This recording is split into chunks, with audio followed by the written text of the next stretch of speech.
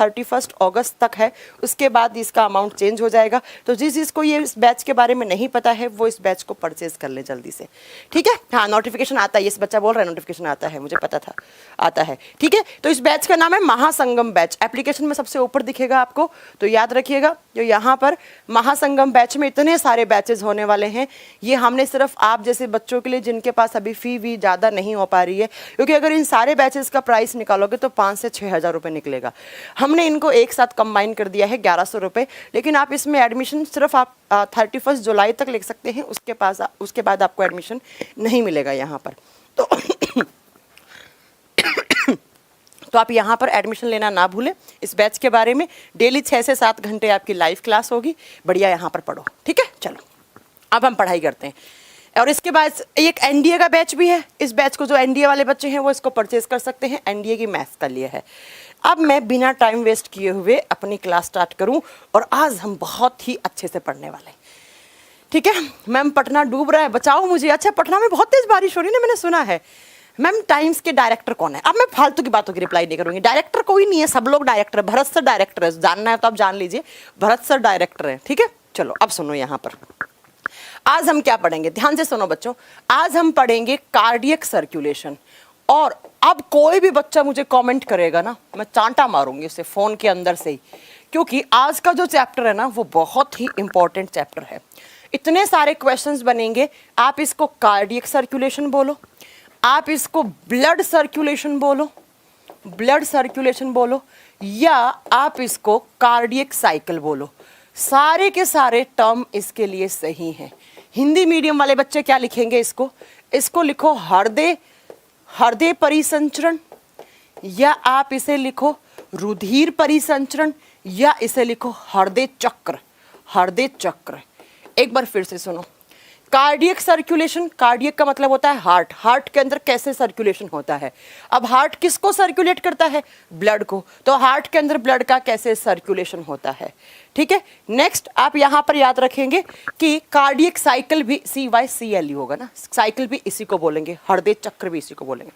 कोई बच्चा कमेंट नहीं करेगा अगले 1 घंटे तक, बस आप लोग 1 घंटे तक मेरा साथ दे दो। बच्चा बायोलॉजी स्पेशल का टाइमिंग चेंज नहीं हुआ, 1 से 2 दिन में 6 से 8 में क्लास चलेगी, ठीक है। तो प्लीज आप कोई भी बच्चा कमेंट नहीं करेगा, 1 घंटे मेरी चुपचाप बात सुन लो। एक क्वेश्चन कम से कम मैं ये पढ़ाऊंगी ना, इससे एक क्वेश्चन तो हर कंपटीशन एग्जाम में आता है, अब देखो बच्चा, कार्डियक सर्कुलेशन का मतलब क्या है? मैंने आपको कल की क्लास में पढ़ाया था कि हमारे हार्ट के पास ब्लड आता है और हार्ट उसको बाहर भेजता है, आता है बाहर भेजता है। याद है आपको ये चीज़ कि हमारा हार्ट एक पंपिंग ऑर्गन है। जैसे हमारे घरों में पानी को पंप करने वाली मशीन होती है, वैसे हमारा हार्ट भी एक पंपिंग मशीन की तरह काम करता है। बस पानी वाली मशीन पानी को पंप करती है और हार्ट हमारा ब्लड को पंप करता है। अब आपको देखना है कि कैसे हमारे हार्ट के पास ब्लड आता है और कैसे यहां से बाहर जाता है ऑर्गन्स के पास।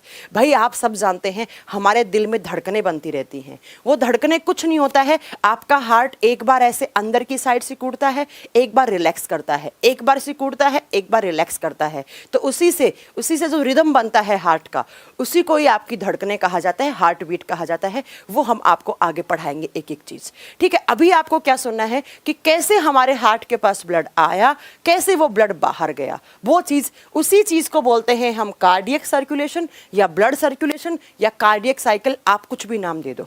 एग्जाम में सबसे पहला क्वेश्चन आता है कि इस जो अगले 1 घंटे में पढ़ाने जा रही हूं ना आपको, इसके बारे में सबसे पहले कौन से साइंटिस्ट ने बताया था। तो आप लिखेंगे कार्डियक सर्कुलेशन या ब्लड सर्कुलेशन या कार्डियक साइकिल सबसे पहले किसने दी थी? विलियम हार्वे नाम के साइंटिस्ट ने दी थी।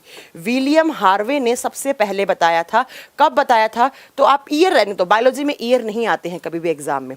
तो विलियम हार्वे द्वारा कार्डियक साइकिल या ब्लड सर्कुलेशन या कार्डियक सर्कुलेशन सबसे पहले बताया गया था।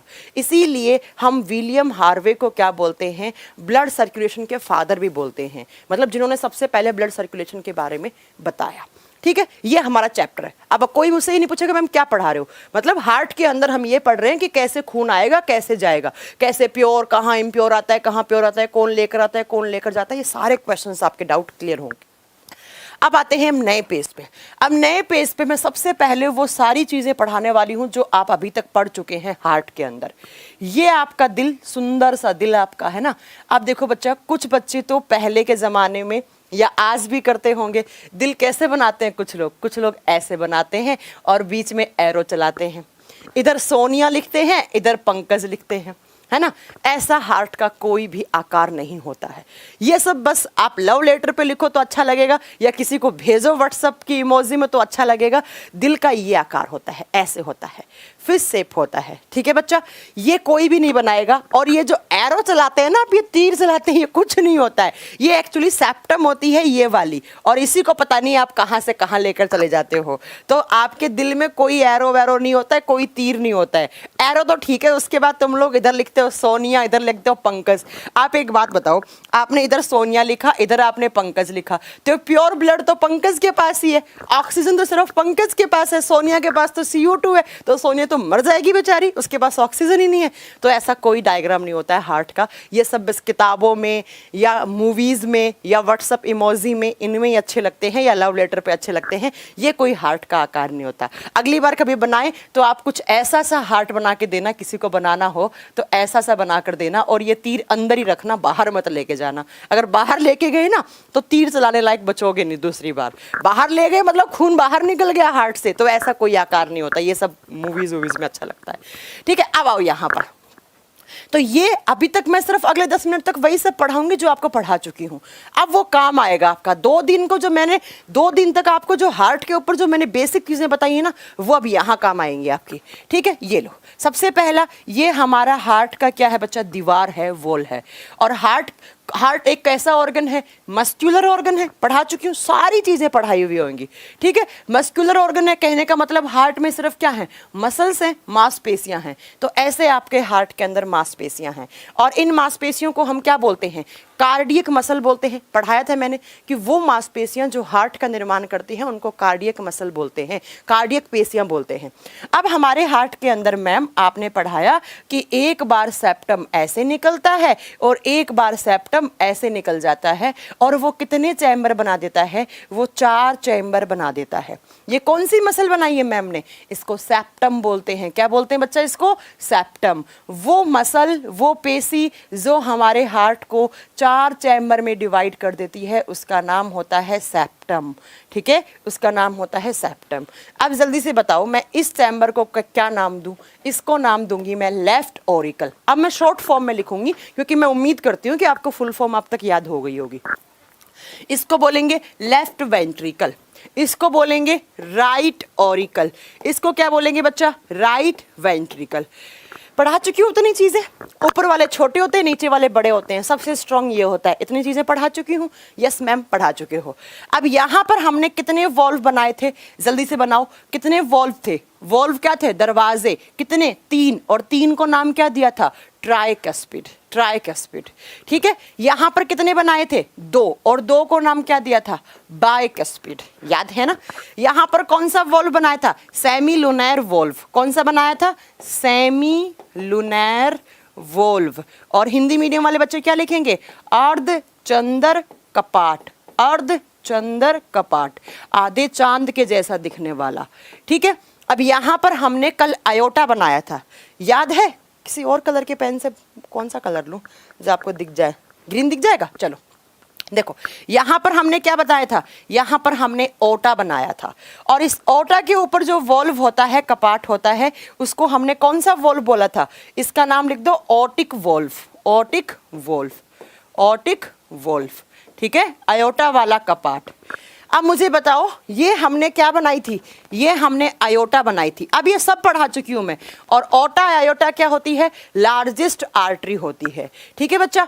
इसको यहाँ पर मैंने 2 सबसे बड़ी बड़ी वेन बनाई थी, और उन बड़ी बड़ी वेन का नाम क्या बताया था मैंने, कि 2 वेन जुड़ी हुई होती हैं, और वो सबसे बड़ी वेन होती है और नाम होता है वेना कैवा। अब इस ऊपर वाले को बोलेंगे बच्चा सुपीरियर वेना कैवा, क्या बोलेंगे, सुपीरियर वेना कावा। और हिंदी मीडियम वाले बच्चे लिखेंगे उच्चतम वेना कावा, ऊंची वाली है ना, तो उच्चतम वेना कावा। और इस नीचे वाले को बनाएंगे इंफीरियर वेना कावा, बोलते ना तुम मुझसे सुपीरियर है, तुम मुझसे इंफीरियर है, इंफीरियर का मतलब तो नीचा, ठीक है। वेना कावा, इसको बोलेंगे निम्नतम वेना कावा, निम्नतम वेना कावा, ठीक है बच्चा। अब इस सेमिलुनार वॉल्व से एक ऐसी आर्टरी जोड़ी थी कल मैम ने, जिस आर्टरी के अंदर हमेशा इम्प्योर ब्लड रहता है। और जल्दी से बताओ वो कौन सी आर्टरी है जिसके अंदर हमेशा इम्प्योर ब्लड रहता है। अब मैं इतनी उम्मीद आपसे कर सकती हूँ बच्चों कि आपको ये सब याद है, क्योंकि मैंने पहले आपके सारे कॉन्सेप्ट क्लियर किए। ये कौन सी आर्टरी बनाऊं? इस आर्टरी का नाम लिखेंगे मैम पल्मनरी आर्टरी। कौन सी आर्टरी बच्चों? Pulmonary artery. हिंदी में बोलते हैं फुफ्फुसीय धमनी। कौन सी धमनी? फुफ्फुसीय। और फुफ्फुस का मतलब क्या होता है बच्चा? फेफड़ा। तो ये किससे कनेक्ट होती है? फेफड़े से कनेक्ट होती है ये फुफ्फुसीय धमनी। ओके चलो, और ये कौन से ऑर्गन से कनेक्ट है? लंग्स से। तो यहाँ हम क्या बनाएंगे? हमारे फेफड़ों का नाम लिखेंगे, लंग्स लिखेंगे।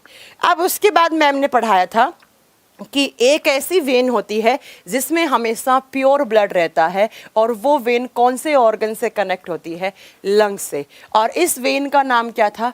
इसका नाम था पल्मनरी वेन। लिखो पल्मनरी वेन। और हिंदी मीडियम वाले बच्चे क्या लिखेंगे? फुफ्फुसीय शिरा। एक एक क्वेश्चन ध्यान से पढ़ना है, ठीक है बच्चों। फुफ्फुसीय शिरा। इतनी बातें मैम आपको कल तक पढ़ा चुकी थी, कोई बच्चा ना नहीं बोल सकता। इसीलिए मैंने आपके पहले बेसिक कॉन्सेप्ट क्लियर किए थे कि जब मैं ये पढ़ाऊं तो मुझसे कोई पूछे ना आयोटा क्या होता है, पल्मनरी आर्टरी क्या होता है, पल्मनरी वेन क्या होता है, ये मैं बार बार नहीं पढ़ाती। अब हमें देखना है कि कैसे इस हार्ट के अंदर ब्लड आता है, कैसे यहाँ से जाता है। ऋषभ कह रहे हैं क्लास 9th पूरी नहीं है, ठीक है मैं चेक करवा लूंगी, आप प्लीज एक बार यहाँ पर पढ़ाई में ध्यान दो। अब बच्चों इस स्लाइड को मैं एक बार यहाँ से चेंज कर रही हूँ, ठीक है बच्चा। अब एक मैं नई स्लाइड ले रही हूँ। अब ये चीज ध्यान से सुनना, ठीक है। जो मैं अभी अगली चीज पढ़ाने वाली हूं ना, इसको कान खोलकर सुनना। देखो बच्चों, हम लोग लेते हैं एयर। मैंने ब्रीदिंग की, ऐसे मैंने सांस लिया तो मेरे चारों तरफ की वातावरण की जो हवा है वो आई। हवा कहाँ से प्रवेश करती है? मेरी नाक द्वारा प्रवेश करेंगी, मेरी नाक में जाएंगी। नाक से कहाँ? मेरे गले में जो पाइप है उसको बोलती हूँ मैं विंड पाइप, वायु नलिका। और ये इस एयर को कहाँ पे ट्रांसफर करेगी? मेरे फेफड़ों तक ट्रांसफर करेगी। 2 फेफड़े हैं, ऐसे आपका विंड पाइप है, आगे चलकर ऐसे डिवाइड हो जाता है क्योंकि फेफड़े 2 हैं, दोनों में एयर भेजना है। तो एक विंड पाइप इधर जाएगा, एक विंड पाइप इधर जाएगा, और दोनों फेफड़ों में एयर लेकर जाएगा, ठीक है बच्चा। दोनों फेफड़ों में एयर लेकर जाएगा। अब लंग्स में क्या होता है बच्चा? लंग्स में होता है ब्लड। और इस ब्लड में, इस हवा में जितनी भी गैसेस आई थी, उन गैसेस में से सिर्फ ऑक्सीजन क्या होता है? सॉल्यूबल होता है। अब क्यों होता है? क्योंकि ब्लड के अंदर हीमोग्लोबिन होता है, और इस हीमोग्लोबिन का काम होता है ऑक्सीजन को बाइंड करना। बाकी की सारी चीजें ऐसे निकल जाती हैं। अब बच्चों मेरा पॉइंट सुनना ध्यान से, मैं ये चीज क्यों बता रही हूं आपको।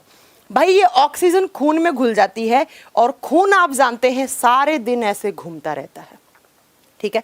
खून क्या करता है? सारे दिन घूमता रहता है, और सारे दिन घूमता घूमता घूमता खून कहाँ आएगा? तो हमारे बॉडी में जितने भी ऑर्गन्स हैं उन ऑर्गन्स की सेल्स के पास जाएगा। भाई मैंने पहली क्लास में बताया कि हमारा बॉडी या लिविंग का बॉडी किससे मिलकर बना होता है, तो आप बताओगे किससे मिलकर बना होता है? लिविंग का बॉडी सेल से मिलकर बना हुआ होता है। हमारा बॉडी कुछ नहीं है, सबसे पहले हमारे बॉडी में जो स्ट्रक्चर बनी थी वो सेल बनी थी, और सेल से टिश्यूज बनते हैं, और टिश्यू से ऑर्गन बनते हैं, और ऑर्गन से हमारा पूरा बॉडी का निर्माण हुआ है। प्लीज यहाँ से रामवीर को ब्लॉक कर दीजिए, रामवीर को ब्लॉक कर दीजिए, ठीक है। चलो, तो हमारा बॉडी सेल से मिलकर बना हुआ होता है। सेल्स काम करती हैं, और काम करने के लिए क्या चाहिए होता है? ऊर्जा चाहिए होता है। तो ये ऑक्सीजन क्या करता है? ये ऑक्सीजन खून में घुला, खून ऐसे घूम रहा है सारे बॉडी के अंदर, और खून घूम रहा है तो खून एक एक सेल के पास जाएगा। ये यहाँ पर आपकी मान लो सेल है, कोई भी ऑर्गन की एक सेल का एग्जाम्पल लेते हैं कि एक कोशिका है आपकी यहाँ पर, ठीक है। अब क्या होगा? इस सेल के पास ग्लूकोज पड़ा हुआ होता है, ये ग्लूकोज का फॉर्मूला है, और यहाँ से खून घूमता घूमता घूमता अपने साथ ऑक्सीजन लाया और इस सेल को लाके दे दिया। बोला सेल ये ले ऑक्सीजन, ये ऑक्सीजन आया, और अब सेल्स क्या करेंगी? इस ऑक्सीजन से इस ग्लूकोज को तुड़वाएंगी। ये ऑक्सीजन इस ग्लूकोज का ब्रेक डाउन करेगा, इसका ऑक्सीडेशन करेगा, इसको तोड़ देगा। और जैसे ही ग्लूकोज टूटता है तो यहाँ पर कार्बन डाइऑक्साइड प्लस पानी और प्लस एनर्जी रिलीज होती है। और ह्यूमन बॉडी में जो ऊर्जा होती है वो एटीपी की फॉर्म में होती है, एटीपी के रूप में पाई जाती है। ये बात आपको मैम बहुत बार बता चुकी हैं। एक बार फिर सुनो, क्या बोला मैंने बोला मैंने ऐसे ब्रीदिंग करी तो मैंने ऐसे एयर ली, एयर मेरे फेफड़ों में आएगी तो फेफड़ों में जो मेरा हीमोग्लोबिन है या फेफड़ों में जो खून है उस खून में मेरा ऑक्सीजन घुल जाएगा। खून सारा दिन घूम रहा है, यहाँ से लेकर नीचे टखने वाले पार्ट तक खून सर्कुलेट हो रहा है। जब खून घूम रहा है साथ में ऑक्सीजन घूम के मेरे बॉडी की हर एक सेल के पास जा रहा है। मेरी सेल्स के पास पहले से ग्लूकोज था, ये ग्लूकोज खाते हैं आप, जो भी कंपाउंड्स खाते हैं उन सबसे बनता है। ऑक्सीजन आया, इस ग्लूकोज को तोड़ने से यहाँ पर कार्बन डाइऑक्साइड, पानी और ऊर्जा बना। बच्चों आप सब जानते हैं ऊर्जा को हमारी सेल्स क्या कर लेंगी, काम में ले लेंगी, क्योंकि आपने पढ़ा है कि कोई भी काम करना है तो आपको ऊर्जा चाहिए, एनर्जी चाहिए। ठीक है, पानी तो 70% हमारे बॉडी में वाटर होता है। लेकिन बच्चों इस कार्बन डाइऑक्साइड की क्या हमें रिक्वायरमेंट है? आप बोलोगे नहीं है, ये कार्बन डाइऑक्साइड हमारे लिए जरूरी नहीं है। अब ये कार्बन डाइऑक्साइड को हमें शरीर से बाहर करना है, हमें नाक से बाहर छोड़ना है इसको। तो अब बच्चों ये नाक से कैसे बाहर जाएगा वो सुनो, ठीक है। ये शरीर से बाहर करना है तो ये CO2 हमारे खून में घुलेगा। किसमें? आप याद रखना, ऑक्सीजन CO2 दोनों ही खून में घुले हुए होते हैं, ठीक है। तो ये CO2 हमारे खून में घुलेगा।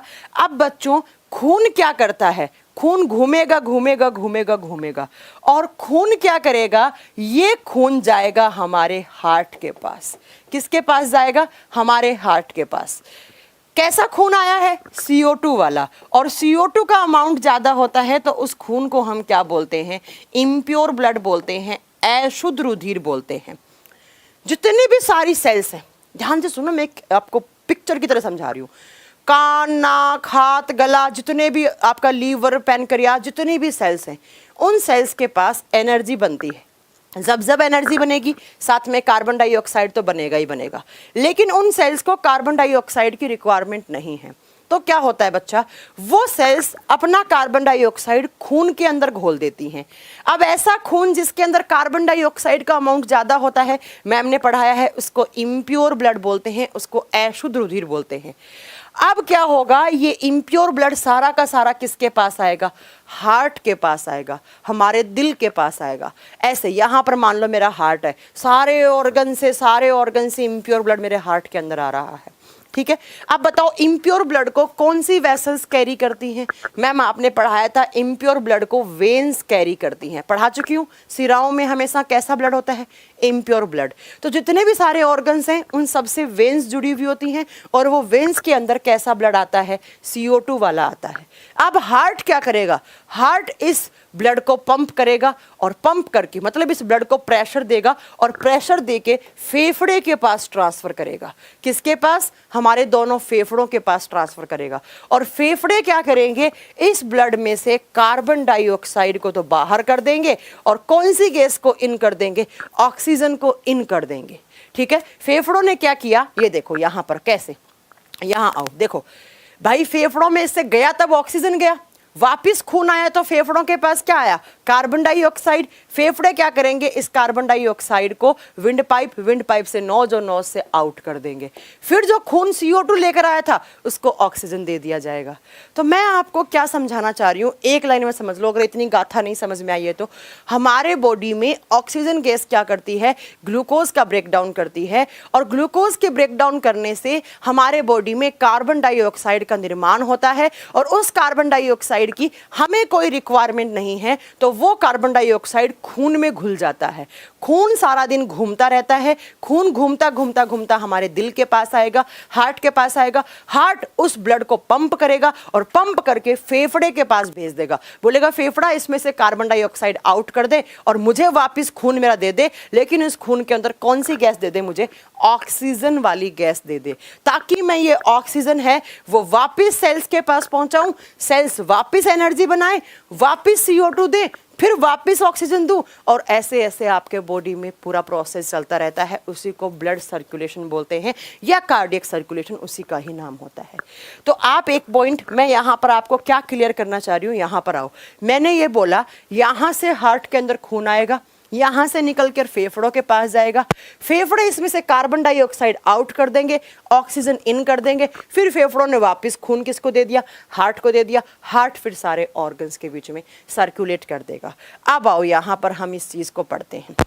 इसको मैं थोड़ा सा छोटा बना देती हूँ और यहाँ पर कुछ चीज़ें समझाती हूँ। देखो बच्चों, मान लो यहाँ पर कोई आपका एक ऑर्गन है, मान लो यहाँ पर कोई भी एक अंग है। ऑर्गन का मतलब होता है अंग, और ऑर्गन्स की बेसिक यूनिट क्या होती है, सेल। इस ऑर्गन के पास कोशिकाएं हैं और इस ऑर्गन की सेल्स हैं, वो काम करती हैं। और काम करने के लिए इस ऑर्गन को क्या चाहिए होती है बच्चा, काम करने के लिए इस ऑर्गन को क्या चाहिए होगा, एनर्जी। और इस ऑर्गन के पास एनर्जी कैसे बनेगा, तो जब ग्लूकोज का ब्रेकडाउन कौन करेगा, ऑक्सीजन। तो यहाँ से कार्बन डाइऑक्साइड प्लस पानी प्लस एटीपी बना, ठीक है। एटीपी एनर्जी होता है, इसका फुल फॉर्म 50 बार बता चुकी हूँ, adenosine triphosphate, adenosine triphosphate. ATP रख लेगा ये सेल, पानी रख लेगा, लेकिन ये CO2 नहीं रखेगा। तो यहाँ पर कोई भी एक ऑर्गन है, उस ऑर्गन के पास कार्बन डाइऑक्साइड की मात्रा ज़्यादा है। ये कार्बन डाइऑक्साइड किसके अंदर घोल देगा, ब्लड के अंदर। किसके अंदर, खून के अंदर। और ऐसा खून जिसके अंदर कार्बन डाइऑक्साइड की मात्रा ज़्यादा होती है उसको हम इम्प्योर ब्लड बोलते हैं, अशुद्ध रुधिर बोलते हैं, या डीऑक्सीजनेटेड ब्लड बोलते हैं।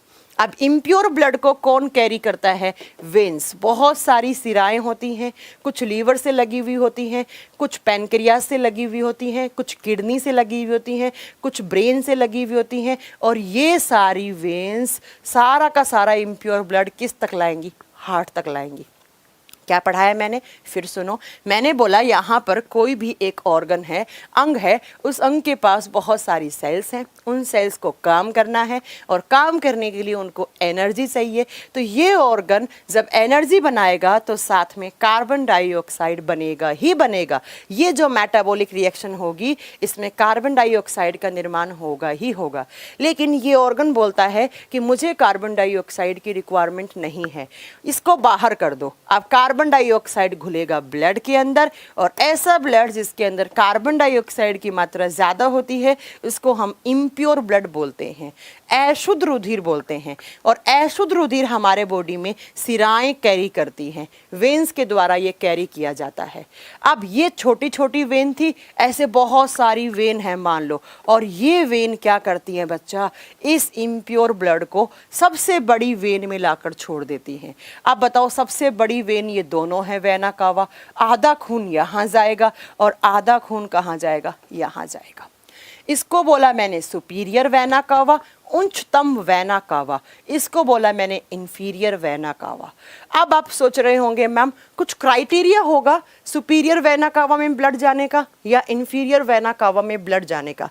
जैसे कल मुझसे एक बच्चे ने पूछा कि मैम सुपीरियर और इंफीरियर में डिफरेंस क्या है। तो मेरी बात सुनो, अगर ये खून आया है चेस्ट के अपर ऑर्गन से, ये आपका चेस्ट है, इससे ऊपर वाले ऑर्गन से खून आया है तो वो खून जाएगा सुपीरियर वेना कावा में। अगर चेस्ट के लोअर पार्ट से आया है ये खून तो जाएगा इंफीरियर वेना कावा में, ठीक है। लेकिन ब्लड कैसा है, ये इम्प्योर। तो अगर ये खून, अगर ये कार्बन डाइऑक्साइड वाला ब्लड हमारे ब्रेन से आया है तो ब्रेन चेस्ट का अपर ऑर्गन है तो किस में जाएगा, सुपीरियर वेना कावा में। अब मान लो ये खून आया है हिप्स वाले एरिया में, तो हिप्स कहाँ है, चेस्ट के नीचे वाले पार्ट में है, तो कहाँ आएगा ये इंफीरियर वेना कावा में आएगा। तो ऐसे ऐसे अब इस चीज़ को मैं हटा सकती हूँ ताकि आपको मैं बोर्ड बड़ा करके समझा पाऊँ। तो ऐसे आपके बॉडी में इम्प्योर ब्लड है, वो बहुत सारी वेन्स कैरी करती हैं और बहुत सारी वेन सबसे पहले लाकर छोड़ देती हैं किसके अंदर, जरा बताओ, जल्दी बताओ, किसके अंदर, लार्जेस्ट वेन के अंदर। ऐसे बहुत सारी वेन थी बच्चा, बहुत सारी सिराएं थी, वो उस खून को कहाँ लाकर छोड़ेंगी, सुपीरियर वेना कावा में या इंफीरियर वेना कावा में। अगर ये खून चेस्ट, छाती के किसी ऊपरी भाग के अंग से आया है तो सुपीरियर वेना कावा में जाएगा, और अगर ये खून छाती के किसी लोअर पार्ट से आया है तो इंफीरियर वेना कावा में जाएगा। अब मुझे बताओ इंफीरियर और सुपीरियर वेना कावा किस चैम्बर, किस कोष्ठक से जुड़ी हुई है? राइट ऑरिकल में। तो ऐसे ऐसे ऐसे ऐसे करता हुआ खून यहाँ आया, यहाँ से भी यहाँ आया। खून किस चैम्बर में प्रवेश कर गया? राइट ऑरिकल में। राइट ऑरिकल के अंदर ऐसे खून हो गया। लेकिन बताओ बच्चों, इस खून के अंदर कौन सी गैस का अमाउंट ज़्यादा है? Carbon dioxide. और मैं बता चुकी हूँ कि राइट वाले पार्ट में ही हमेशा CO2 वाला ब्लड होता है। राइट वाले पार्ट में ही हमेशा CO2 वाला ब्लड होता है। ठीक है, तो सारा का सारा ब्लड कहाँ आ चुका है बच्चों? सारा का सारा खून राइट ऑरिकल में, दाएं आलिंद में आ चुका है। जुबेर कह रहे हैं हमें समझ में नहीं आ रहा है। जुबेर थोड़ा पेशेंस रखेंगे तो आपको समझ में आ जाएगा। ठीक है मैम, आप कमेंट्स भी रीड किया कीजिए। जुबेर आप मत बताएं मुझे कि कब क्या करना है। मैंने पहले ही कहा था कि 1 घंटे सुन लो, उसके बाद कमेंट लूंगी। एक टाइम पर एक ही काम कर सकता है बच्चा टीचर। अब मैं कमेंट पढ़ रही हूँ तो कमेंट ही पढ़ूंगी, और आप अकेले तो है नहीं, बैच में हजारों बच्चे हैं, तो वो हजारों बच्चा आपको समझ में नहीं आया, बाकी सबको तो आया है ना। तो पेशेंस रखो, नहीं समझ में आ रहा तो थोड़ी देर के लिए रुक जाओ। अब मोहित कह रहे हैं पल्मोनरी आर्टरी दोनों लंग से जुड़ी होती है क्या? यार थोड़ा रुक तो जाया करो। एक बोल रहा है CO2 कितना % छोड़ रहे हैं। अरे भाई पेशेंस रखा करो। किसी दिन मेरा दिमाग इतना गर्म हो गया ना, मैं कमेंट सेक्शन बंद करके पढ़ा दूंगी, क्योंकि मुझे पढ़ाने से मतलब है। ठीक है, थोड़ा पेशेंस। कसम दी थी तुम लोगों को कि 1 घंटे रुक जाओ, नहीं समझ में आए तो एक एक चीज चिल्ला चिल्ला के फिर पढ़ाऊंगी, लेकिन नहीं, पहले ही दोनों लंग से जुड़ी हुई होती है क्या? CO2 कितना % छोड़ते हैं? भाई मुझे पता है कि बच्चों के कैसे, पहली बार बैच नहीं पढ़ा रही हूँ कि कैसे बच्चों के डाउट आते होंगे दिमाग में। सब बताऊंगी कितना % ऑक्सीजन लेते हैं हमारे बॉडी में, कितना % CO2 होता है, कैसे बाहर जाता है, कैसे आता है, एक एक चीज बताऊंगी यार। आप किसी का भी कॉमेंट दिखेगा ना, तुरंत टेक्निकल टीम ब्लॉक कर देना। ठीक है, ब्लॉक कर देना। मेरा पढ़ाई का रिदम जो तोड़ता है ना, उसको मेरे बैच से हटाओ बाहर। ठीक है, मुझे नहीं चाहिए ऐसे बच्चे।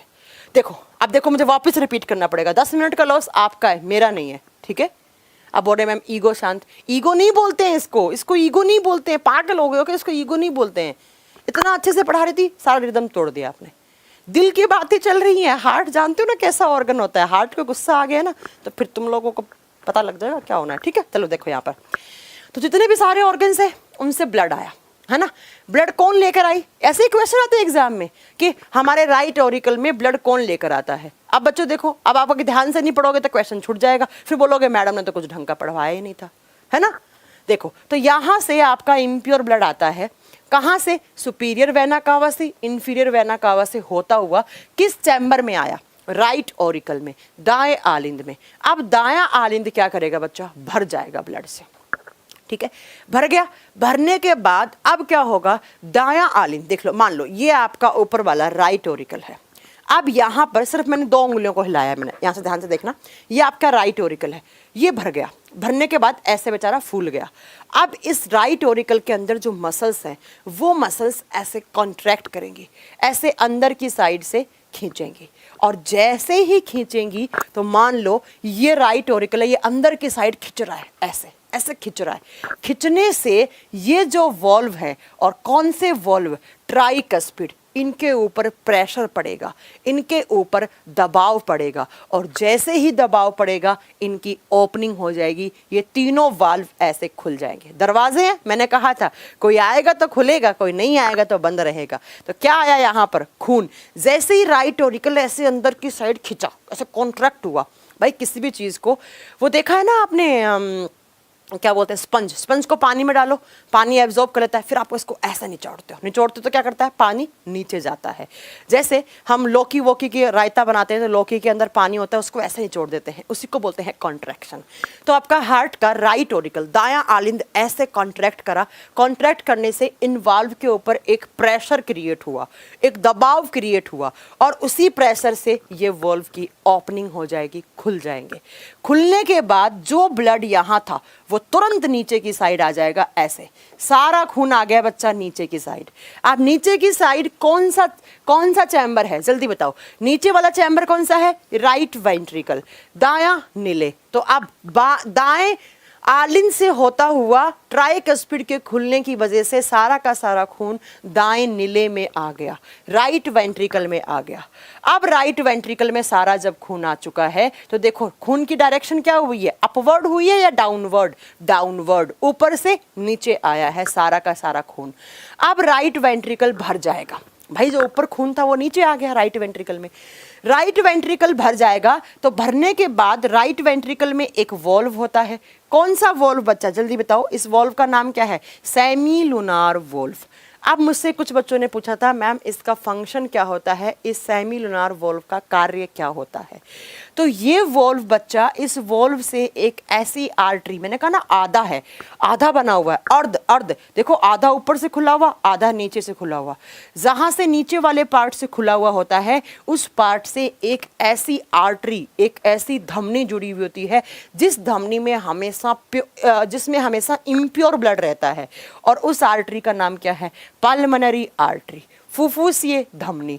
तो इस वॉल्व का काम क्या होता है? धीरे धीरे धीरे यहाँ से जो खून था उस खून को ये ऐसे ऐसे कौन सी आर्टरी में पहुँचाना, आप बताओगे? पल्मोनरी आर्टरी, फुफ्फुसीय धमनी में पहुँचाना। तो इस सेमीलुनार वॉल्व का एग्जाम में क्वेश्चन कैसे आएगा? सेमीलुनार वॉल्व से कौन सी आर्टरी जुड़ी होती है? आंसर क्या देंगे? Pulmonary artery. कैसा ब्लड होता है सेमीलुनार वॉल्व में?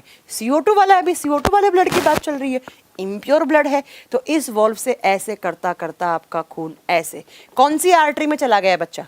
कौन सी धमनी में? पल्मोनरी आर्टरी में। और पल्मोनरी आर्टरी से होता हुआ हार्ट से बाहर निकल गया खून। एक बार यहां से आया था, एक बार बाहर निकल चुका है बच्चा, ध्यान से सुनना। लेकिन ये खून आया सारे ऑर्गन से दिल के पास। दिल का क्या हुआ बच्चा? दिल का जो, अच्छा कैसे जाता है वो बताती हूँ, रुको। तो दिल का राइट ऑरिकल है वो कॉन्ट्रैक्ट करा, ट्राइकस्पिड ओपनिंग हुई, नीचे आ गया खून। किसमें? Right ventricle. अब राइट वेंट्रिकल भी नीचे, आप नीचे वाली उंगलियां ये दोनों कॉन्ट्रैक्ट करेंगी भाई। अब ये अंदर की साइड सिकुड़ेगा, जैसे ही अंदर की साइड सिकुड़ेगा सेमीलुनार वॉल्व में यहां से खून होता हुआ कहां जाएगा? Pulmonary artery. पल्मोनरी आर्टरी इसको बाहर ले जाएगी। ये हमारे दिल से ऐसे बाहर निकलती है, ऐसे बाहर निकलती है, ठीक है। अब इधर की साइड नहीं निकलेगी, पल्मोनरी आर्टरी ऐसे निकलती है, तो ये आपके फेफड़ों में जाकर ऐसे आपका खून ले जाती है, ठीक है। अब देखो बच्चा, पल्मनो का मतलब क्या होता है? लंग्स, फेफड़ा। तो ये आर्टरी ऐसे खून को ले गई कहाँ पर? हमारे फेफड़ों के पास, हमारे लंग्स के पास। किसके पास बच्चा? हमारे फुफ्फुस के पास। फुफ्फुस का मतलब क्या होता है? लंग्स। अब मुझे बताओ कि हमारे फेफड़ों के पास जो खून आ रहा है उस खून के अंदर कौन सी गैस का अमाउंट ज़्यादा है? कार्बन डाइऑक्साइड का ज़्यादा है। कहने का मतलब है जो हमारे दिल से होता हुआ खून फेफड़ों के पास आया है वो कैसा है बच्चों? वो इम्प्योर है, वो अशुद्ध है। अभी तक इम्प्योर की तो बात हो रही है, ठीक है। अब फेफड़ा क्या करेगा? फेफड़े का काम होता है बच्चा, ध्यान से सुन लो, इस CO2 को आउट करना, ठीक है। जितने खून से CO2 आया है उतने खून को आउट कर देगा, ठीक है।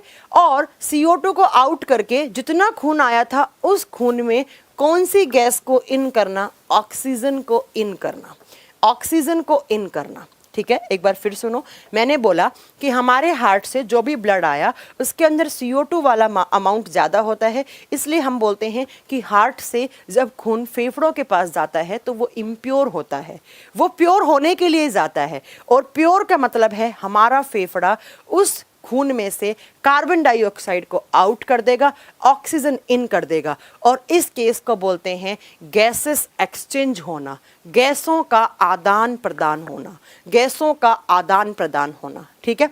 अब देखो बच्चा, साइंस में 2 टर्म होते हैं। मैं कह रही हूँ ये मेरा ना टीचिंग करियर में सबसे ज़्यादा कोई क्वेश्चन मुझसे बच्चा पूछता है, वो ये क्वेश्चन पूछता है कि मैम ब्लड को प्यूरिफाई कौन करता है और ब्लड को फिल्टर कौन करता है? देखो बच्चा, ब्लड को प्यूरिफाई करने का मतलब होता है ब्लड के अंदर से गैसेस का एक्सचेंज होना, CO2 का बाहर जाना, ऑक्सीजन का इन आना, इसको बोलते हैं ब्लड प्यूरिफिकेशन। और ब्लड प्यूरिफिकेशन करते हैं आपके फेफड़े। यहाँ पर प्यूरिफाई करने का मतलब ये नहीं है कि खून के अंदर गंदगी थी तो उसको आपने हटा दिया, नहीं। यहाँ पर प्यूरिफिकेशन का मतलब होता है ब्लड के अंदर CO2 की मात्रा ज़्यादा थी तो CO2 बाहर करना था, ऑक्सीजन लाना था। अब ऑक्सीजन क्यों लाना था? क्योंकि हमें एनर्जी बनानी थी। ऑक्सीजन के बिना हमारी सेल्स एनर्जी नहीं बना सकती। तो हमेशा हमेशा के लिए अपने खोपड़ी में एक बात सेट कर लो कि ब्लड प्यूरिफिकेशन का मतलब होता है गैसों का आदान प्रदान होना। ब्लड प्यूरिफिकेशन का मतलब होता है गैसेस एक्सचेंज होना, और गैसेस एक्सचेंज कौन करता है? फेफड़ा। और ब्लड फिल्ट्रेशन का मतलब है खून के अंदर इम्प्योरिटीज हैं उनको फिल्टर करना है, उनको छानना है, और वो फिल्टर लगे हुए होते हैं हमारी किडनीज के पास। तो ब्लड को फिल्टर करना है तो किडनी के पास जाएगा, ब्लड में गैसेस एक्सचेंज करनी है तो वो किसके पास आएगा? फेफड़े के पास आएगा। हमें यहाँ पर गैसों को एक्सचेंज करना है। तो याद रखिएगा कि अब हमारा लंग्स क्या करेगा? गैसों का आदान प्रदान करेगा, CO2 को बाहर कर देगा, ऑक्सीजन को अंदर कर देगा। अब ये कैसे बाहर करेगा, कैसे अंदर करेगा, वो मैं आपको रेस्पिरेटरी सिस्टम में, लंग्स में पढ़ाऊंगी अच्छे से। अभी सिर्फ इतना याद कर लो कि जो खून हमारा हार्ट से निकलकर इम्प्योर वाला हमारे फेफड़े के पास आया, फेफड़े ने क्या किया? उसमें से CO2 को बाहर कर दिया और ऑक्सीजन को अंदर कर दिया। आप इस प्रोसेस को नाम क्या देते हैं? ब्लड प्यूरिफिकेशन, रुधिर का शुद्धिकरण। तो कभी एग्जाम में क्वेश्चन आए blood purification take place in which organ, क्या लिखोगे? लंग्स। फिर पूछे blood filtration take place in which organ, तो किडनी होगा। ठीक है, तो यहां पर हो गया ब्लड का प्यूरिफिकेशन। कहने का मतलब ब्लड में ऑक्सीजन आ गया, CO2 चला गया। अब कैसे आएगा, कैसे जाएगा, वो हम फेफड़े वाले चैप्टर में कराएंगे, वो यहाँ का पार्ट नहीं है। ठीक है, तब मैं आप लोगों से वापस पूछूंगी ये चीजें।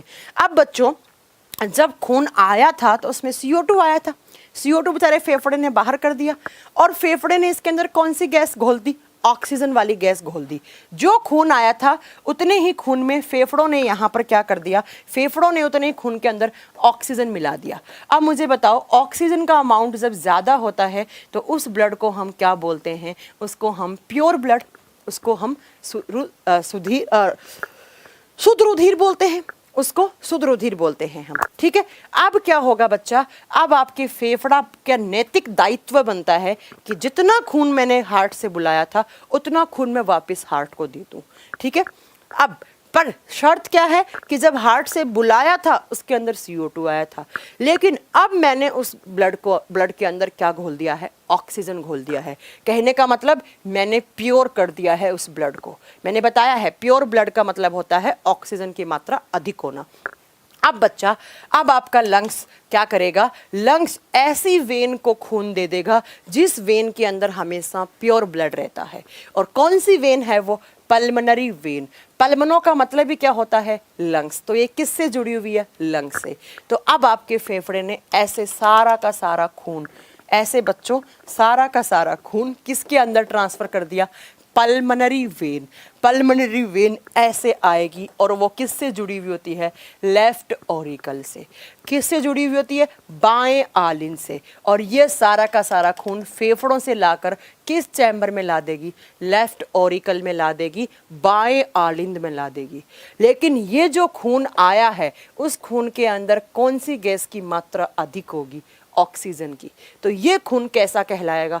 प्योर कहलाएगा।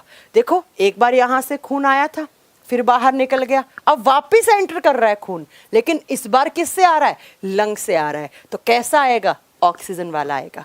अब किस चैम्बर के अंदर आया बच्चा? लेफ्ट ऑरिकल के अंदर। दायां आलिंद भर गया।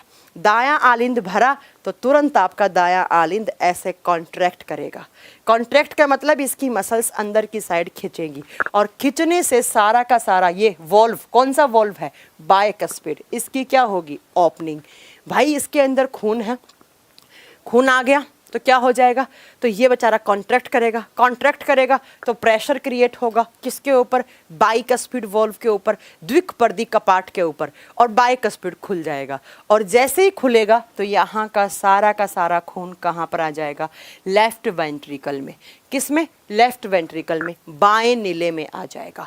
ये नीचे वाला भर गया, कौन सा? Left ventricle. अब भरने के बाद अब आपका जो लेफ्ट वेंट्रिकल है, 2 उंगली ये कॉन्ट्रैक्ट करेंगी। ये जब अंदर की साइड कॉन्ट्रैक्ट करेंगी तो ये आयोटिक वॉल्व है, इसके ऊपर प्रेशर क्रिएट होगा। इसके ऊपर प्रेशर क्रिएट होगा तो यहाँ से सारा खून ये ओपन हो जाएगा, और ओपन होने के बाद किस में जाएगा? आयोटा में जाएगा। यहाँ से खून बाहर निकल चुका है बच्चा, ठीक है। एक बार यहाँ से आया, यहाँ से बाहर निकला तो फेफड़े के पास गया, फेफड़े ने वापस भेजा तो वो प्योर आया। अब लेफ्ट वेंट्रिकल बायां नीले क्या कर रहा है बच्चा, कॉन्ट्रैक्ट कर रहा है। जैसे ही बायां नीले कॉन्ट्रैक्ट करेगा, आयोटिक वॉल्व के ऊपर एक दबाव डलेगा, एक प्रेशर डलेगा, ये वॉल्व खुल जाएगा और खुलने से सारा का सारा खून किसके अंदर आ गया, ओटा के अंदर आ गया। ओटा क्या होता है बच्चा, ओटा एक आर्टरी होता है, एक धमनी होता है, और धमनियों में हमेशा कैसा ब्लड रहता है, प्योर। तो यहाँ पर भी कैसा था, प्योर। इस आयोटा के अंदर कैसा खून आया, प्योर। प्योर का मतलब कौन सा गैस, ऑक्सीजन। अब ये आयोटा लार्जेस्ट आर्टरी है, फिर इस आयोटा से आगे ऐसे छोटी छोटी छोटी छोटी छोटी बहुत सारी आर्टरीज जुड़ी हुई होती हैं, जिनको एट्रियोल्स बोलते हैं हम। और ये आर्टरीज जहाँ जहाँ से ऐसे ऐसे ऐसे ऐसे ऐसे ऐसे सारे ऑर्गन से जुड़ी हुई होती हैं। अब ये क्या करेंगी बच्चा, ये आर्टरी खून को लेकर जाएंगी कहाँ पर, उसी जगह पर जिस ऑर्गन से क्या आया था बच्चा। मान लो यहाँ पर मैंने लिखा था ना ऑर्गन, यहाँ पर मैंने लिखा था ऑर्गन, तो ये आर्टरी क्या करेंगी, उस खून को ऐसे घुमाती घुमाती उसी ऑर्गन के पास लेकर जाएंगी जिस ऑर्गन से खून आया था। लेकिन डिफरेंस क्या है बच्चा, कि जब आया था तो उस कौन सा आया था, CO2 वाला, लेकिन ये आर्टरी लेकर जा रही हैं तो किस खून को, ऑक्सीजन वाले को, और ये ऑर्गन के पास वापस ऑक्सीजन आ गया।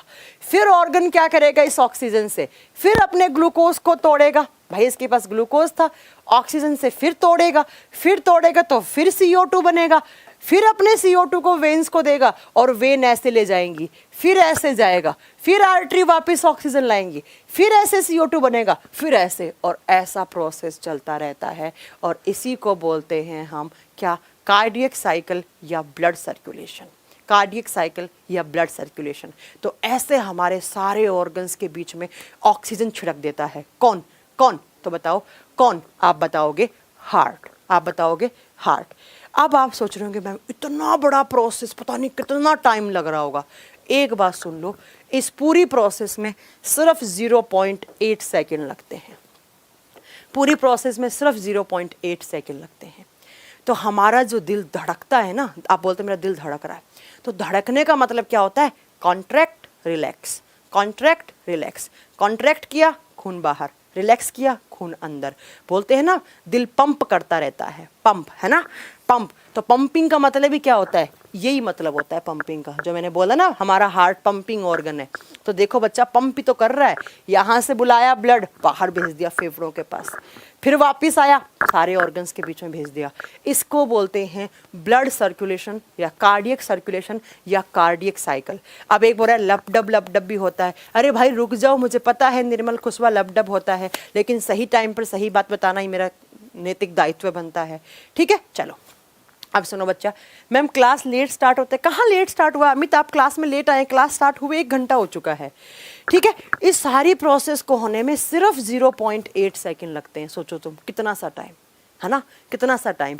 अब एक बार फिर सुनो इस चीज़ को, फिर हम आपके सारे डाउट क्लियर करेंगे कि एक बारी में कितना खून निकलता है, कितना आता है। उसके बाद मैं सारे आपके डाउट क्लियर करूंगी बच्चों, कि कितना ऑक्सीजन का मात्रा होता है, कितना CO2 का होता है, स्ट्रोक वॉल्यूम क्या होता है, लपडब क्या होता है, हार्ट बीट कैसे बनती है, एक एक चीज़ पढ़ाऊंगी। बट जहाँ पर जो चीज़ ज़रूरत है वही आपको पढ़ना पहले ज़रूरी है। अब फिर हम एक बार इसको ध्यान से सुनेंगे। ठीक है, सुनने के लिए तैयार हो? इसको हटा दूँ, अगेन वापस से बनाएं, आपके दिमाग में एकदम सेट कर दूंगी ये चीज़। अब एग्जाम में क्वेश्चन कैसे आते हैं, आप में से बहुत सारे बच्चे सोच रहे होंगे ये क्या थ्योरी पढ़ा रहे हो मैम, एग्जाम में क्वेश्चन कैसे आएंगे वो बताओ। देखो बच्चा, एग्जाम में कैसे क्वेश्चन आएंगे, पूछेगा ऑर्गन से इम्प्योर ब्लड कौन लेकर आता है, वेन। सबसे बड़ी वेन कौन सी होती है, इंफीरियर सुपीरियर वेना कावा। इनमें से बड़ी कौन सी है, इंफीरियर। फिर आपसे पूछेगा सबसे पहले खून किस चैम्बर में आता है, राइट ऑरिकल। राइट ऑरिकल भरने से कौन से वाल्व की ओपनिंग होती है, ट्राइकस्पिड। ये क्वेश्चंस हैं। ठीक है, ट्राइकस्पिड से खून कहाँ जाता है, राइट वेंट्रिकल में। राइट वेंट्रिकल से खून कहाँ जाता है, सेमिलुनार वॉल्व में। सेमिलुनार वॉल्व से कौन सी आर्टरी जुड़ी हुई होती है, पल्मोनरी आर्टरी। पल्मोनरी आर्टरी से खून कहाँ जाता है, फेफड़ों के पास। फेफड़े कौन से प्रोसेस पे काम करते हैं, प्यूरिफिकेशन। प्यूरिफिकेशन का मतलब क्या होता है, CO2 आउट होना, ऑक्सीजन इन होना। फेफड़ों से खून हार्ट तक कौन लेकर आता है, pulmonary pulmonary vein. Pulmonary vein कौन से चैम्बर से जुड़ी होती है? Left ventricle. लेफ्ट वेंट्रिकल में कैसा blood? Pure. Left ventricle, left auricle left ventricle के बीच में कौन सा वॉल्व होता है? बायकस्पिड। बायकस्पिड से खून कहाँ जाता है? लेफ्ट वेंट्रिकल, बायां नीले। लेफ्ट वेंट्रिकल से कौन सा वॉल्व की ओपनिंग होगी? Aortic valve. आयोटिक का पार्ट वो किसके ऊपर जुड़ा हुआ होता है? आयोटा से। आयोटा से खून कहाँ जाता है? अलग अलग आर्टरीज में, अलग अलग आर्टरी से उसी ऑर्गन में आता है। ठीक है, ये ऐसे क्वेश्चंस आ जाते हैं एग्जाम में। अब मैं आपको एक बार फिर से बनाकर दिखा रही हूँ, आपके पास भी अगर पेन कॉपी है मेरे साथ बनाओ, यहाँ से सारे डाउट आपके क्लियर हो जाएंगे। ठीक है, मैं थोड़ा सा स्पीड में बनाऊंगी क्योंकि पहले सारा समझा चुकी हूँ। अरे सारे पॉइंट बताऊंगी रितेश, क्यों इतना 24 घंटे में कितना ब्लड सर्कुलेट होता है, रुको यार, सब निकालना सिखा देंगे आपको। ठीक है, चलो कुमार, बायोलॉजी स्पेशल 6 से 8 में चलेगा, बस 1-2 दिन की बात है, जब ये चैप्टर खत्म हो जाएगा उसके बाद बायोलॉजी स्पेशल 6 से 8 में ही चलेगा। ठीक है, चलो मैम आर्टरी में ब्लड, ठीक है, हाँ सही तो बोला मैंने, आर्टरी में प्योर ब्लड है लेकिन पल्मोनरी आर्टरी में इम्प्योर, क्योंकि पल्मोनरी आर्टरी राइट वाले पार्ट से कनेक्ट है और राइट वाले में क्या होता है बच्चा? राइट वाले में हमेशा इम्प्योर होता है। चलो अब देखो अब हम जल्दी से बनाएंगे, बनाओ। एक एक नाम याद होना चाहिए कि हार्ट में कहाँ पर कौन सी चीज होती है। ये आपका हार्ट, ये आपका दिल, जो दिल आपका धड़कता रहता है ना? दिल धड़कने का मतलब बता दोगे आज के बाद? पकड़ के एक बच्चे को पकड़ लेना, बता देना कि दिल धड़कने का मतलब क्या है। ठीक है, चलो ये आपका हार्ट, ये हार्ट के अंदर कौन सी मसल है? सेप्टम। सेप्टम ने 4 चैम्बर में डिवाइड कर दिया, जल्दी से बताओ। अच्छा, खून लाल पेन से बनाएंगे क्योंकि लाल होता है खून। ये कौन सा है? लेफ्ट ऑरिकल, बायां आलिंद। ये कौन सा है? Left ventricle. ये कौन सा है? Right auricle. ये कौन सा है? Right ventricle. यहाँ पर कितने वॉल्व बनाऊं? 3 वॉल्व। 3 का मतलब टी का मतलब ट्राइकस्पिड, त्रिक पर्दी। अच्छा, जो हिंदी मीडियम वाले बच्चे हैं ना, वो इंग्लिश टर्म याद रखेंगे क्योंकि कभी कभी एग्जाम में इंग्लिश टर्म ही आएगा। ट्राइकस्पिड को हिंदी में ट्राइकस्पिड लिख देते हैं कभी कभी। ठीक है, और ये यहाँ पर कितने बनाऊं? 2, और 2 का मतलब बाइकस्पिड। यहाँ आधा चांद बना दूं और यहाँ पर एक वॉल्व और बना दूं। अब मैं अलग कलर के पेन से, ग्रीन कलर के पेन से दिखाती हूँ कि इस चांद से किसको जोड़ेंगे हम? इस आधे चांद से जोड़ेंगे हम। अच्छा, इसका नाम लिखूं पहले, इसको क्या बोलेंगे? SLV, सेमिलुनार वॉल्व, अर्धचंद्र कपाट। अब इससे कौन सी आर्टरी जोड़ दूं? इससे जोड़ दो ma'am pulmonary artery. Pulmonary artery का मतलब क्या है? फुफ्फुसीय धमनी। पल्मोनो का मतलब क्या होता है? लंग्स। तो ये खून किसके पास लेकर जाएगी? हमारे फेफड़ों के पास।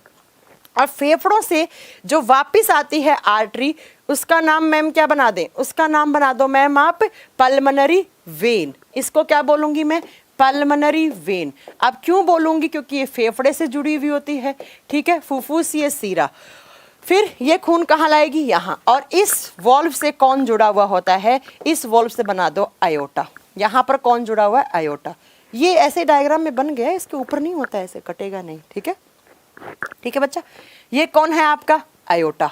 ओटा या आयोटा कैसे प्रोनाउंस कर सकते हैं, प्रोनाउंसिएशन के कोई मार्क्स नहीं होते। ये लो, बन गया रफली। चलो मैम बना दिया। आओ यहाँ पर, अब यहाँ पर आओ बच्चों। कहाँ पर? यहाँ पर मैम हमारे बहुत सारे ऑर्गन्स हैं। अगर ये ऑर्गन चेस्ट का अपर पार्ट हुआ, अच्छा पहले वो तो जोड़ो, आपकी सुपीरियर इंफीरियर तो जोड़ो। ये कौन सी है? Superior vena cava. क्या लिखूं इसको शॉर्ट फॉर्म में? SVC। समझ में आ जाएगा? Superior vena cava. इसको क्या लिखूं? Inferior vena cava, IVC। उच्चतम वेना कावा, निम्नतम वेना कावा। यहाँ पर हमारे अंग हैं। अब यही नहीं होते हैं, अंग तो सारे में है। अब मुझे तो ऐसे डायग्राम में बना के बताना पड़ेगा ना बच्चा, अंग तो सारे में है। तो ऐसे ऑर्गन्स के पास सेल्स हैं। इन सेल्स के पास कार्बन डाइऑक्साइड बना, इन्हें कार्बन डाइऑक्साइड आउट करना है। आउट कौन करेगा? लंग्स। लेकिन ये खून पहले किसके पास जाएगा? Heart. Heart as a circulatory medium की तरह काम करता है। पहले उस खून को अपने पास बुलाएगा। ये खून सीधा फेफड़ों के पास भी तो जा सकता था, लेकिन नहीं, हार्ट को विश्वास नहीं है। हार्ट बोलेगा मैं चेक करूंगा इस खून के अंदर CO2 है क्या। CO2 तभी तो तुम्हें फेफड़ों के पास भेजूंगा। क्या पता तुम मेरा उल्लू बना दो, इसके अंदर ऑक्सीजन आ जाए, तुम ऑक्सीजन को बाहर करवा दो, मर जाएंगे सारे ऑर्गन्स। तो हार्ट बोलता है मैं पहले उस खून को अपने पास बुलाऊंगा, उसके अंदर प्रेशर डालूंगा, उसको पंप करूंगा, फिर मैं इसको फेफड़े के पास भेजूंगा। ठीक है, इसीलिए हार्ट एक पंपिंग ऑर्गन है और सर्कुलेटरी ऑर्गन है। तो सारा का सारा खून CO2 वाला है, और CO2 का मतलब क्या है बच्चा? इम्प्योर। अब इम्प्योर ब्लड को कौन कैरी करता है? वेन्स, सिराएं। बताया मैंने, बहुत सारी सिराएं होती हैं, बहुत सारी वेन्स होती हैं। अब हम लाल कलर का पेन का यूज करेंगे, जहां जहां लाल चलेगा वहां वहां खून होगा, ठीक है। वेन्स, अब वेन्स क्या करती हैं? ऐसे घूमती घूमती घूमती वेन्स बहुत सारी होती हैं। कुछ वेन्स यहाँ जुड़ी हुई होती हैं, कुछ वेन्स यहाँ जुड़ी हुई होती हैं। अगर ये खून आया चेस्ट के अपर पार्ट से तो खून जाएगा सुपीरियर वेना कावा में, ऊपर वाली वेना कावा में। लेकिन अगर ये खून आया चेस्ट के लोअर पार्ट से तो ये खून जाएगा इंफीरियर वेना कावा में। सुपीरियर इंफीरियर वेना कावा सबसे बड़ी शिरा होती है, लेकिन इन दोनों में बड़ी देखोगे तो नीचे वाली बड़ी होती है, ठीक है। सारा का सारा खून ऐसे खून आ गया। बताओ कौन से चैम्बर में आया? राइट ऑरिकल, दाएं आलिंद में आया। दायां आलिंद भर जाएगा तो क्या करेगा? कॉन्ट्रैक्ट करेगा, अंदर की साइड ऐसे मसल्स खींचेंगे। ये सारी मसल्स हैं, ये मसल से बना हुआ, यहाँ पर बहुत सारी ऐसे मसल्स हैं, ये सारी मसल्स हैं हार्ट के अंदर। ये स्पेस नहीं है खाली। कहीं सोचोगे कि मैम ये तो स्पेस है खाली पड़ा हुआ, नहीं बच्चा, heart is a muscular organ, पहली क्लास में ही बताया था। बहुत सारी मसल्स हैं, खींचेंगी अंदर की साइड, खींचेंगी। ट्राइकस्पिड वॉल्व के ऊपर एक प्रेशर क्रिएट होगा, एक दबाव बनाएंगी और ट्राइकस्पिड की ओपनिंग हो जाएगी, खुल जाएगा बेचारा, दरवाजा है खुल गया। ऐसे खून आएगा, खून आएगा, ऐसे राजाओं की तरह एंट्री होगी उसकी। ऊपर से नीचे की साइड आया, मतलब डाउनवर्ड लोकेशन में रहता है, ठीक है। किस चैम्बर के अंदर आ गया? राइट वेंट्रिकल के अंदर। राइट वेंट्रिकल भर जाएगा। भरने के बाद इस राइट वेंट्रिकल के अंदर यहाँ पर जो सारे के सारी मसल्स हैं वो फिर कॉन्ट्रैक्ट करेंगी। भरने के बाद कहेंगी ओ हमारे पास इतना खून आ गया, हमें नीचे इसको बाहर भेजना है, ऐसा कॉन्ट्रैक्ट करेंगे। कॉन्ट्रैक्ट करने से ये सेमीलुनार वोल्व के ऊपर प्रेशर पड़ेगा और ये खून ऐसा होता हुआ सेमीलुनार वोल्व के अंदर आ गया। अब सेमीलुनार वोल्व क्या करेगा? चुपचाप अपना शांति से इसको किसके पास भेज देगा? Pulmonary artery. पल्मोनरी आर्टरी खून को बाहर लेकर जाएगी। अब बाहर कहाँ लेकर जाएगी? इसका ऐसा तो है नहीं कि बाहर मतलब ब्रेन के पास ले जाएंगी, किडनी के पास ले जाएंगी। भाई जहाँ पर प्योर होना है, प्योर का मतलब जहाँ पर ऑक्सीजन मिलना है, और ऑक्सीजन कौन मिलाएगा? फेफड़ा। तो किसके पास लेकर जाएगी? फेफड़े के पास। और नाम से क्लियर है, नाम से क्लियर है, पल्मनो का मतलब क्या होता है? फेफड़ा। तो सारा का सारा खून किसके पास आ गया? फेफड़ों के पास आ गया। और फेफड़े क्या करेंगे? इस ब्लड में से CO2 को क्या करेंगे? बाहर। और किसको अंदर करेंगे? ऑक्सीजन को। और जरा बताओ, ऑक्सीजन को अंदर करना, CO2 को बाहर करना क्या कहलाता है? प्यूरिफिकेशन, शुद्धिकरण। और प्यूरिफिकेशन किसका होता है? ब्लड का। तो ब्लड का प्यूरिफिकेशन कौन करता है? फेफड़ा करता है। लेकिन ब्लड को फिल्टर कौन करेगा? किडनी करेगा। दोनों अलग अलग बातें हैं, याद रखिएगा, ठीक है। अब क्या हुआ? अच्छा, कौशल कह रहे हैं मैम सर्वर प्रॉब्लम आ रहा है। अगर सर्वर प्रॉब्लम आ रहा है ना कौशल, तो आप एक बार लॉग आउट करके लॉग इन कर लो, पुरानी वीडियो सब चल जाएंगी, ठीक है। चलो, तो अब आपका CO2 बाहर हो गया, ऑक्सीजन अंदर आ गया। किसने किया? फेफड़े ने। अब फेफड़ों का नैतिक दायित्व बनता है कि जितना खून आया था उतना खून मुझे वापस भेजना है हार्ट के पास, वरना हार्ट मेरा काम करना बंद कर देगा, ठीक है। देखो, हार्ट फेफड़े के लिए काम करता है, फेफड़ा हार्ट के लिए काम करता है। दोनों भाई भाई हैं, ठीक है। छोटा बड़ा भाई है, ये छोटा मान लो, ये बड़ा मान लो, क्योंकि ये तो अप्रोक्स 1.3 to 1.5 किलोग्राम के होते हैं, ये 300 ग्राम का होता है। ये इसने इसका काम किया। भाई लंग्स को क्या चाहिए था? CO2 चाहिए था बाहर करने के लिए, और CO2 किसने भेजा? हार्ट ने। हार्ट को क्या चाहिए था? ऑक्सीजन। तो दोनों भाई भाई हो गए ना, एक भाई दूसरे भाई का काम कर रहा है। तो हार्ट ने अपना क्या भेज दिया? CO2 वाला खून किसके पास? फेफड़े के पास। फेफड़े ने क्या किया? CO2 बाहर एंड ऑक्सीजन इन। अब ये ऑक्सीजन किसके अंदर है? फेफड़ों के ब्लड के अंदर है। और ये ब्लड अब किसके अंदर जाएगा? Pulmonary vein. पल्मोनो का मतलब क्या होता है? फुफ्फुस, फेफड़ा। वो वेन जो फेफड़े से आती है और इसीलिए प्योर ब्लड होता है इसके पास। देखो, जो फेफड़े के पास जा रही है उसके अंदर इम्प्योर, जो आ रही है उसके अंदर प्योर। और ये किस चैम्बर को मिलाकर खून छोड़ देगी? Left ventricle. लेफ्ट वेंट्रिकल में यहाँ पर बहुत सारी मसल्स हैं, इन मसल्स के ऊपर खून पड़ गया बहुत ज़्यादा। ये बोलेंगी हमें नहीं झिल रहा है, हमसे ये झिल नहीं रहा है इतना खून। तो वो क्या करेगा बच्चा? आपका लेफ्ट ऑरिकल की मसल्स ऐसे कॉन्ट्रैक्ट करेंगी, ऐसे अंदर की साइड खींचेगी। कॉन्ट्रैक्ट करने से दो वाल्व है यहाँ पर बायकस्पिड, ये खुल जाएंगे, प्रेशर पड़ेगा, खुल गया। डायरेक्ट ऐसे खून नीचे की साइड आ गया, राजाओं की तरह एंट्री करता है खून ऐसे तुरंत। किसके अंदर आया बच्चा? क्या बताएंगे? लेफ्ट वेंट्रिकल के, ठीक है। लेफ्ट वेंट्रिकल का मतलब क्या है, बायां नीले। अब यहाँ पर भी बहुत सारी मसल्स हैं। अब ये मसल्स भी क्या करेंगी, कॉन्ट्रैक्ट करेंगी। बोलेंगे हम क्यों रखें, जब किसी ने खून नहीं रखा तो हम कौन होते हैं रखने वाले। ये कॉन्ट्रैक्ट करेंगी तो आयोटिक वॉल्व की ओपनिंग होगी, ये वॉल्व खुलेगा, सारा खून आयोटा में। आयोटा सबसे बड़ी धमनी होती है, महाधमनी होती है। आयोटा सबसे बड़ी धमनी महाधमनी कहलाती है। ये सबसे बड़ी है तो मतलब छोटी भी होंगी। तो ऐसे आयोटा से बहुत सारी ऐसे लाखों में आर्टरी जुड़ी हुई होती हैं, और ये आर्टरी उस खून को उठाएंगी चुपचाप और बोलेंगी हमारा तो एक ही काम है भाई, हमें तो जो आयोटा ने काम दिया उसको वहीं पर जाके ट्रांसफ़र करना है जिस ऑर्गन से कैसा आया था, इम्प्योर। और यहाँ पर क्या आ जाएगा, ऑक्सीजन। फिर ये ऑर्गन इस ऑक्सीजन को काम में लेगा, फिर एनर्जी बनाएगा, फिर CO2 बनेगा, फिर ये CO2 ऐसे जाएगा, फिर ऐसे आएगा, फिर जाएगा, फिर आएगा। अब एक बात बताओ, हमारे हार्ट में खून कितनी बार आया और कितनी बार गया। देखो बच्चों, एक बार यहाँ से आया खून, यहाँ से आया, दूसरी बार यहाँ से आया, 2 बार आया, एक बार यहाँ से बाहर गया और एक बार यहाँ से बाहर गया। तो 2 बार आया, 2 बार गया, 2 बार आया, 2 बार गया। तो हमारा ब्लड सर्कुलेशन कैसा होता है, डबल ब्लड सर्कुलेशन होता है, दोहरा परिसंचरण तंत्र होता है हमारा। कभी एग्जाम में पूछ ले कि हमारे हार्ट के अंदर जो खून होता है उसका नेचर कैसा होता है, सिंगल सर्कुलेशन, डबल सर्कुलेशन, तो आप क्या बताओगे, डबल सर्कुलेशन। 2 बार खून आता है, 2 बार बाहर जाता है। इतना पॉइंट समझ में आया आपको, ठीक है।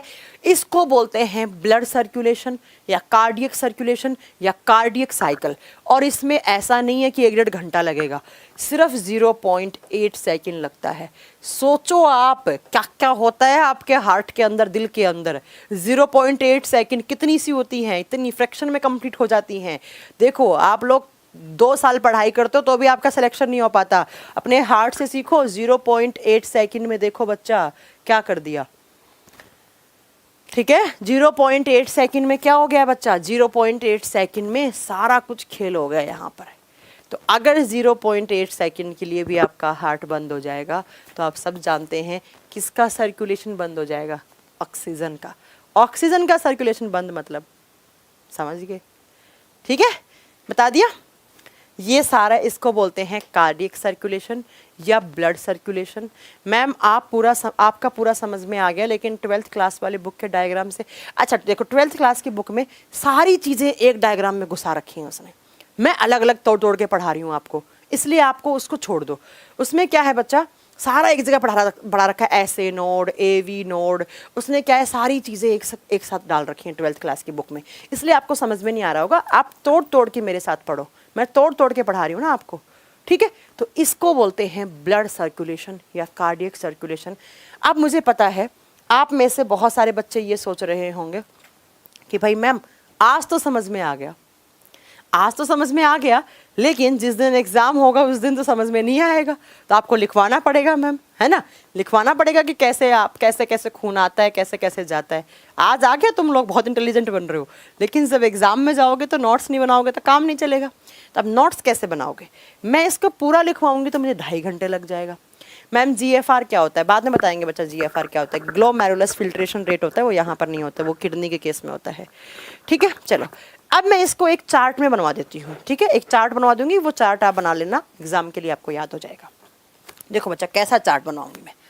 सबसे पहले खून आता है हमारे ऑर्गन से, अंगों से खून लेकर आती हैं वेन्स, और वेन्स को लिखेंगे हम सिराएं, और ये खून फिर जाता है लार्जेस्ट वेन में, और लार्जेस्ट वेन 2 होती हैं बच्चा, एक होती है सुपीरियर वेना कावा, ठीक है, एक होती है सुपीरियर वेना कावा और एक होती है इंफीरियर वेना कावा। इन दोनों में भी बड़ा पूछे तो नीचे वाला बड़ा होगा। अब ये दोनों किस चैम्बर से जुड़ी हुई होती हैं, तो जब चैम्बर का नाम लिखेंगे तो हम अलग कलर के पेन से लिखेंगे। ये दोनों जुड़ी हुई होती हैं किससे, राइट वेंट्रिकल से, किससे, राइट वेंट्रिकल। और हिंदी मीडियम वाले बच्चे क्या लिखेंगे यार, ये कभी कभी ना ये अपनी मर्जी से काम करने लग जाता है, इंफीरियर, ठीक है। तो ये कौन से चैम्बर से अरे यार रुक जा यार, तुम्हें पागल हो गया क्या, इंफीरियर, ठीक है। अब इसको लिखो बच्चा हिंदी में, अच्छा हाँ चलो, ये कौन से चैम्बर से जुड़ी हुई होती हैं? Right ventricle. और राइट वेंट्रिकल का मतलब क्या है? दायां आलिंद। ठीक है बच्चा, अब दायां आलिंद की मसल्स क्या करेंगी? कॉन्ट्रैक्ट करेंगी। तो जैसे ही हमारा राइट वेंट्रिकल कॉन्ट्रैक्ट करेगा तो एक वॉल्व की ओपनिंग होगी, और कौन सा वॉल्व खुल जाएगा? यहाँ से आप लिखोगे, यहाँ से ट्राइकस्पिड खुल जाएगा। ट्राइकस्पिड के खुलते हुए ही सारा का सारा खून कहाँ आ गया? राइट वेंट्रिकल में आ गया। राइट राइट ओरिकल होगा ऊपर वाला, वही मैं सोच रही थी, कुछ गलत हो रहा है। ठीक है, इसको ओरिकल कर देना बच्चा, है ना, राइट ओरिकल। कहाँ आ गया? राइट वेंट्रिकल में। और राइट वेंट्रिकल का मतलब क्या हो गया हिंदी मीडियम वाले बच्चों के लिए? दायां नीले। दायां नीले भर गया, कौन सा वॉल्व पे प्रेशर पड़ेगा? जरा बताओ कौन सा valve? SLV, semi lunar valve. Semi lunar valve से कौन सी आर्टरी जुड़ेगी? जल्दी बताओ, किसको जोड़ूं? सेमी लूनार वॉल्व से मैम आप जोड़ दो किसको? Pulmonary artery. और पल्मनरी आर्टरी के अंदर कैसा खून रहेगा? इम्प्योर। और हिंदी मीडियम वाले बच्चे क्या लिखेंगे इसे? फुफ्फुसीय सीरा। और पल्मनरी आर्टरी खून कहाँ लेकर जाएगी? फेफड़ों के पास, लंग्स के पास। लंग्स को हिंदी में लिखेंगे फुफ्फुस। ठीक है, और फुसफुस नहीं बोलेगा कोई बच्चा इसको। अब लंग्स कौन सी प्रोसेस पे काम करेंगे? लंग्स का काम है CO2 को बाहर करो, ऑक्सीजन को अंदर करो। इसी को बोलते हैं प्यूरिफिकेशन होना। आगे पढ़ा देंगे। अब फेफड़ों से वापस खून आएगा तो कौन लेकर आएगा? Pulmonary when. Pulmonary when. और पल्मनरी वेन को हिंदी में क्या लिखेंगे? फुफ्फुसीय सीरा। फुफ्फुसीय सीरा। और ये पल्मनरी वेन किस चैम्बर के अंदर लाएगी खून? तो मैम लेफ्ट ओरिकल, ऊपर वाले में आएगा तो ओरिकल, बायां आलिंद। जब बायां आलिंद भर जाएगा तो एक प्रेशर क्रिएट होगा किसके ऊपर? बायकस्पिड वॉल्व के ऊपर। बायकस्पिड से सारा खून कहाँ जाएगा? लेफ्ट वेंट्रिकल में, बाएं नीले में। बायां नीले लिखना इसको हिंदी में। और लेफ्ट वेंट्रिकल से खून कहाँ जाएगा? आयोटिक वॉल्व में। किसके अंदर बच्चा? आयोटिक वॉल्व, आयोटा का कपाट। और नाम से क्लियर है ये किससे जुड़ा हुआ है? आयोटा से। आयोटा महाधमनी है बच्चा। आयोटा क्या है? महाधमनी, बहुत बड़ी। और ये किसको देगी? छोटी छोटी आर्टरी को। तो आप इसको लिख लो स्मॉल आर्टरीज। और स्मॉल आर्टरीज का मतलब है ये वापस, अब ब्लैक कलर के पेन से बना रही हूँ देख लेना, ये वापस खून ऐसे लाएंगी और कहाँ पर? उसी ऑर्गन के पास ले आएंगी। ओ भाई रे यार, तू बहुत गंदा बोर्ड है, मैं तेरे पे पढ़ाना छोड़ दूंगी। स्मॉल आर्टरीज लिख लो, स्मॉल आर्टरीज, छोटी छोटी धमनियाँ। हिंदी मीडियम वाला बच्चा लिखना छोटी छोटी धमनियाँ। और ये खून को वापस उसी ऑर्गन के पास ले आएंगे। अब आप मुझे बताओ कि कहाँ कहाँ तक प्योर है और कहाँ कहाँ तक इम्प्योर है। अगर मैं देखूं इधर की साइड में, ये राइट चल रहा है सारा, यहाँ तक देखूं तो कैसा ब्लड है? इम्प्योर। और इम्प्योर का मतलब यहाँ पर कौन सी गैस का अमाउंट ज़्यादा होगा? Carbon dioxide. इधर कार्बन डाइऑक्साइड ज़्यादा है। और इस ऑर्गन में तो भाई लेना देना हो रहा है। लेना देना मतलब दहेज नहीं, लेना देना किसका? गैसेस का। इसको छोड़ दो, यहाँ तो प्यूरिफिकेशन हो रहा है, लिख दो। यहाँ तो भाई गैसेस का लेना देना हो रहा है कि तुम क्या दोगे और तुम क्या लोगे। ठीक है, हम तो लड़की देंगे, लड़की के अलावा हमारे पास कुछ नहीं है, है ना। तो लड़के वाले मानते हैं तो ठीक है, नहीं मानते तो ठीक है। अब बच्चों ये यहाँ पर क्या है? यहाँ पर इधर की साइड में कैसा ब्लड लिख देंगी मैम? यहाँ पे लिख दो मैम, कैसा ब्लड? Pure blood. और प्योर ब्लड का मतलब इधर किस गैस का अमाउंट अधिक है? ऑक्सीजन का। ये लो बच्चों, अब कैसे भी एग्जाम में क्वेश्चन आ सकते हैं। अब मुझे नहीं पता, ओ राइट ओरिकल, कुछ गलत लिख दिया क्या मैंने? हाँ राइट ओरिकल अच्छा लिख दिया, बस कुछ गलत नहीं लिखा। अब आप जाने, आपका काम जाने। कैसे भी क्वेश्चन आ सकते हैं, किस वॉल्व से प्योर जाता है, किस आर्टरी में प्योर, किस में इम्प्योर, कौन कहाँ जुड़ा हुआ होता है, कौन कहाँ लगा हुआ होता है, कैसे भी क्वेश्चन आ जाए। अगर आपके दिमाग में ये डायग्राम छप गया तो कोई क्वेश्चन नहीं छोड़ोगे आप, कोई क्वेश्चन नहीं छोड़ोगे। आप जल्दी से कमेंट करके बताओ, जितना पढ़ाया है उसमें कोई डाउट हो तो बताओ। आगे नहीं पहुंचना, आगे नहीं पहुंचना, लब डब क्या होता है ये सब। अमन बोल रहे हैं मैम PDF नहीं मिला। अमन मैंने PDF अपलोड करवा दिया है बच्चा, एक बार रिफ्रेश कर लेना, लॉग आउट करके लॉग इन कर लेना। और यार क्या PDF करते रहते हो? अगर मुझे ऐसा टीचर मिल जाता ना, मैं सारा का सारा यहाँ से बना लेती, पूरे नोट्स खुद से बना लो। ठीक है मैम, कार्डियक अरेस्ट में छल्ले खराब हो जाते हैं, सब बताएंगे हम आपको, थोड़ा रुको कि हार्ट अटैक कैसे आएगा, सब पढ़ाएंगे, रुक जाओ, सब पढ़ाएंगे। पढ़ाए हुए से कोई डाउट हो तो बताओ, आगे नहीं चलना। सीने में दर्द कैसा होता है, ठीक है मैं साइड हो गई, थोड़ी साइड हो जाइए मैम, पूरी हो गए हम, समझ आ गया? ओके मैम, प्यूरिफिकेशन और फिल्टर में क्या डिफरेंस है? भाई बार बार नहीं बताएंगी मैम, 50 बार बता चुकी हैं। प्यूरिफिकेशन का मतलब होता है गैसों का आदान प्रदान, फिल्ट्रेशन का मतलब होता है खून के अंदर कोई टॉक्सिक कंपाउंड है, यूरिया, यूरिन, इन सबको फिल्टर करना। बताओ, जो पढ़ाया है वहां तक की बात करो।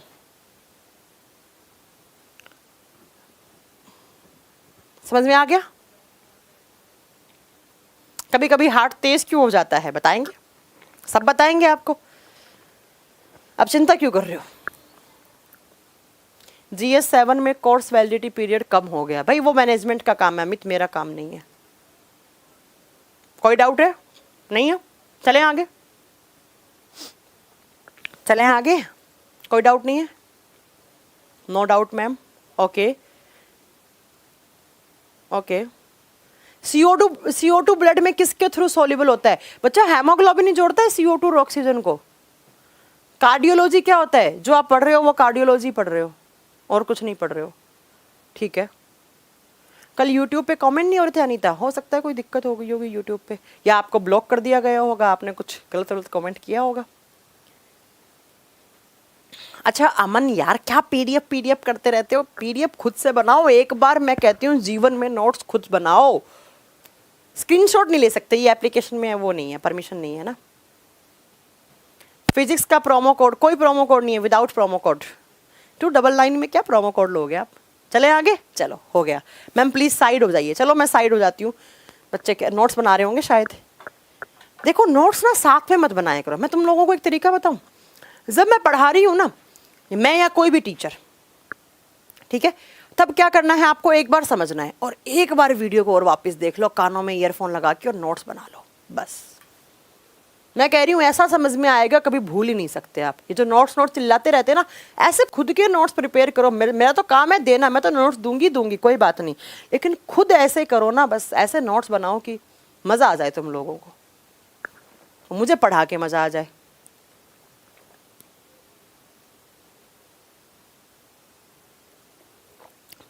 बच्चा क्लास का देखने के लिए आप होम पेज पे शेड्यूल क्यों नहीं देखते हो आप? ठीक है, आ गया समझ में? चलो अब चलते हैं हम आगे।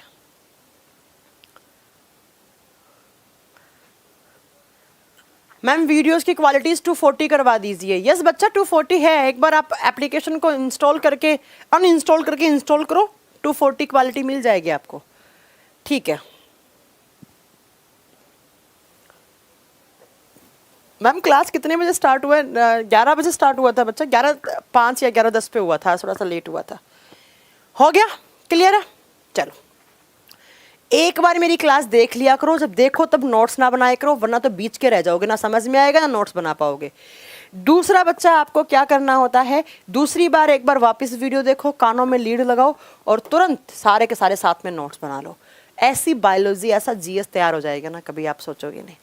नो डाउट मैम, लेकिन क्लास 12th वाला समझा दो। परमेश्वर लाल जहांगीर, आप पर मैंने पहले ही दो मिनट वेस्ट किए थे, 2 मिनट और करवा लो आप मुझसे। मैंने कह दिया 12th क्लास में सारा एक साथ दे रखा है सारी चीज़ों को, इसलिए आप कंफ्यूज हो रहे होंगे, मैं उसको तोड़ तोड़ के पढ़ा रही हूँ, ठीक है? हो गया? चलो अब हम पढ़ेंगे ब्लड प्रेशर के बारे में, ठीक है? अब हम पढ़ेंगे ब्लड प्रेशर के बारे में। सोचो बेचारा छोटा सा दिल कितना काम करता है। अब इस दिल में तुम क्या क्या लेके बैठे रहते हो, सोनिया, पिंकी, है ना, सरोज, है ना। अब तुम इतने सारे, पहले बेचारे पे इतना लोड पड़ा हुआ है, अब और इतना ज़्यादा मत, इसके अंदर कुछ घुसाओ यार। सोनिया, पिंकी, रिंकी, मिंकी कम करो थोड़ी, ठीक है? और लड़कियों के लिए मनोज, सूरज, ये सब है ना, तो थोड़ा कम करो। दिल में पहले बेचारे में बहुत वजन है, एक रख लो भाई, एक बहुत है, एक का तो झेल लेगा, 15-20 का थोड़ा ना झेल लेगा आपका हार्ट, है ना, ठीक है बच्चा? चलो अब हम स्टार्ट करते हैं ब्लड प्रेशर पढ़ना। ब्लड प्रेशर, मैं एक एक चीज आपको टुकड़ों में तोड़ तोड़ के पढ़ा रही हूँ। जो एक बच्चा बोला ना 12th क्लास का मुझे डायग्राम समझ में नहीं आ रहा, नहीं आएगा, मुझे ही नहीं आता, मैं टुकड़ों में तोड़ तोड़ के पढ़ा रही हूँ आपको। हिंदी में लिखोगे रुधिर दाब, ये बच्चा इसको बोलते हैं रक्तचाप, रक्तचाप, और शॉर्ट फॉर्म में बोलते हैं बीपी, बीपी। मैम बस आज के लिए बहुत है। अच्छा आज के लिए बहुत है। हाँ इस अब देखो, अब एक बच्चा बोल रहा है मैम दिल कैसे टूट जाता है। एक बात बताओ, मैंने इतनी चीज पढ़ाई, क्या मैंने ये बोला कि दिल में फीलिंग्स होती हैं, दिल में इमोशंस होते हैं? दिल के अंदर कुछ नहीं होता। दिल का एक ही काम होता है, वो होता है ब्लड को भेजना फेफड़ों के पास। जो बोलते हैं ना मेरा दिल टूट गया, कोई दिल विल में कुछ नहीं होता है, दिल में कोई दर्द वर्द नहीं होता है, सब बोलने की बातें होती हैं। ना दिल टूटता, ना दिल जुड़ता, ना दिल में कोई दर्द होता, ना दिल में फीलिंग्स होती, ना इमोशंस होते, ना प्यार वाली होती, ना नफरत वाली होती। ये सब हमारा ये करवाता है। ये क्या है? हमारा दिमाग, ये हमारी सुपर पावर है, ये करवाता है। इसके अंदर एक पार्ट होता है हाइपोथैलेमस, वो सब फील करवाता है। दिल विल कुछ नहीं टूटता है। तुम सोचो दिल एक बार टूट गया तो फिर वापस कैसे जुड़ जाता है तुम्हारा? वापस मतलब खेल है क्या? दिल कहता है बस मेरे से एक ही काम करवा लो, मेरा काम है ब्लड को पंप करना, इसके अलावा तुम कुछ काम करवाओगे तो मैं ये काम छोड़ दूंगा, और ये छोड़ दूंगा तो तुम समझ रहे हो किसका ट्रांसपोर्टेशन रुक जाएगा? ऑक्सीजन का। ठीक है, तो कोई दिल विल नहीं टूटता है। सीधा अगर दिल टूटा ना उस दिन तुम लोग ऊपर भगवान के पास पहुंच जाओगे। तो दिल का एक ही काम होता है, वो दिल का काम क्या है? अपने पास CO2 बुलाना और उस CO2 को फेफड़ों के पास भेजना, CO2 को ऑक्सीजन की फॉर्म में वापस बुलाना, वापस आपके दिल में आना, फिर जाना फिर आना। तो अगर इस दिल के अंदर तुम बोझ लेकर बैठोगे ना बहुत सारे, तो बेचारा दिल धीरे धीरे धीरे ये काम करना बंद कर देगा। हार्ट के डॉक्टर को क्या कहा जाता है बच्चा? हार्ट के डॉक्टर को कार्डियोलॉजिस्ट बोलते हैं। कार्डियोलॉजिस्ट, जो हार्ट स्पेशलिस्ट होते हैं ना, जिन्होंने कार्डियोलॉजी में स्पेशलाइजेशन किया हुआ होता है, उनको कार्डियोलॉजिस्ट बोलते हैं। ठीक है, हाँ दिल में छेद होता है, ये बिल्कुल सही बात बोली आपने। चलो ये ब्लड प्रेशर हम कल से स्टार्ट कर लेंगे क्योंकि बहुत बड़ा चैप्टर है, अभी नहीं हो पाएगा, वैसे भी 2 घंटे चाहिए मुझे। अब एक बच्चे ने बहुत अच्छा क्वेश्चन पूछा कि दिल में छेद हो जाता है। बिल्कुल सही बोला। चलो बताते हैं दिल में छेद कहाँ होता है। ठीक है, फीलिंग्स हार्ट में होता है? नहीं होता अभिनव, नहीं होता। ठीक है, चले देखो, एक बच्चे ने पूछा, बच्चे ने बोला है कि दिल में छेद हो जाता है। नॉर्मली ये बच्चों के दिलों में होता है, बड़ों में नहीं होता है। एक बीमारी होता है बच्चा, इसको बोलते हैं फोसा ओवेलिस। डॉक्टरों की लैंग्वेज में इसको फोसा ओवेलिस कहा जाता है। दिल में एक छेद होता है, डॉक्टरों की लैंग्वेज में उसको फोसा ओवेलिस बोलते हैं। और इसी फोसा ओवेलिस से एक बीमारी और भी हो जाती है जिसको बोलते हैं blue baby syndrome. Blue baby syndrome, बच्चा नीला पड़ने लग जाता है। अच्छा बच्चों, एक बात हमेशा याद रखना, जब जब हमारे बॉडी में ऑक्सीजन की कमी होती है तब तब हमारा शरीर नीला पड़ने लग जाता है। आपने कभी डेड बॉडी देखी है किसी इंसान की? डेड बॉडी देखना, 1-1.5 घंटे के बाद जब इंसान की डेथ हो जाती है ना, नीला पड़ जाता है वो, क्योंकि डेड बॉडी मतलब उसके अंदर क्या नहीं है, दिल उसके अंदर क्या नहीं है बच्चा? उसका ऑक्सीजन का ट्रांसपोर्टेशन खत्म हो गया। तो जब जब हमारे बॉडी में ऑक्सीजन की कमी होती है वहाँ नीला पड़ने लग जाता है इंसान। ठीक है, चलो अब देखो, इसको बोलते हैं बच्चा नीला पड़ के मर जाता है बहुत बार। रिपोर्ट में देखोगे, पढ़ोगे तो आएगा फोसा ओवेलिस। कॉमन लैंग्वेज में हमारे बच्चे के दिल में छेद पाया गया है। देखो बच्चा, दिल में छेद होता कहाँ है? जब आप माँ के पेट में होते हो। ऐसा आपका, ये आपका हार्ट है। ठीक है, ये हार्ट की सेप्टम है, ये लेफ्ट ऑरिकल है, ये लेफ्ट वेंट, ये नीचे वालों की छोड़ दो आप बात। ये कौन सा है? राइट ऑरिकल, बायां आलिंद। और ये क्या है? Left auricle. ये कौन सा है? Left auricle. दायां आलिंद, बायां आलिंद। अब जरा जल्दी से बताओ, यहाँ पर कैसा ब्लड था? CO2 वाला। यहाँ पर कैसा था? ऑक्सीजन वाला। यहाँ पर CO2, यहाँ पर ऑक्सीजन। तो बच्चा, जब आप माँ के पेट में होते हो ना, जब हम माँ के पेट में होते हैं तो बच्चा क्या होता है, हमारे बॉडी में जितना भी ऑक्सीजन आता है वो सारा का सारा माँ के बॉडी से आता है। ऐसा नहीं है कि जब हम माँ के पेट में होते हैं तो हमारा दिल अंदर ही काम करना स्टार्ट कर देता है। नहीं, जब बच्चे का जन्म होता है ना तो सबसे पहली बार इसका दिल धड़कता है। तो दिल सबसे पहले, जब ब्लड बच्चे के अंदर क्या होता है, ब्लड सर्कुलेशन, तो वो पूरा इम्प्योर ब्लड आ जाता है और वो बाहर निकलता है। तो ऐसा क्वेश्चन भी आता है कभी कभी एग्जाम में कि जब बच्चे के हार्ट के अंदर सबसे पहली बार ब्लड आता है तो क्या होता है, तो उसके अंदर बहुत सारी इम्प्योरिटीज आती है, क्योंकि पहली बार हार्ट ने काम करना सीखा है। तो जितना भी कचरा होता है ब्लड के अंदर वो सारा आ जाता है। ठीक है, तो जब हम माँ के पेट में होते हैं ना, तब हमारे बॉडी में सारी की सारी ऑक्सीजन कहाँ से आती है? ये एग्जाम में क्वेश्चन आता है, ये पढ़ा ही रही हूँ मैं, ये पढ़ा ही रही हूँ। ठीक है, तो सारा का सारा ऑक्सीजन हम माँ के पेट से, माँ से ले लेते हैं। प्लेसेंटा होता है, आगे हम पढ़ लोगे ये। ठीक है सब।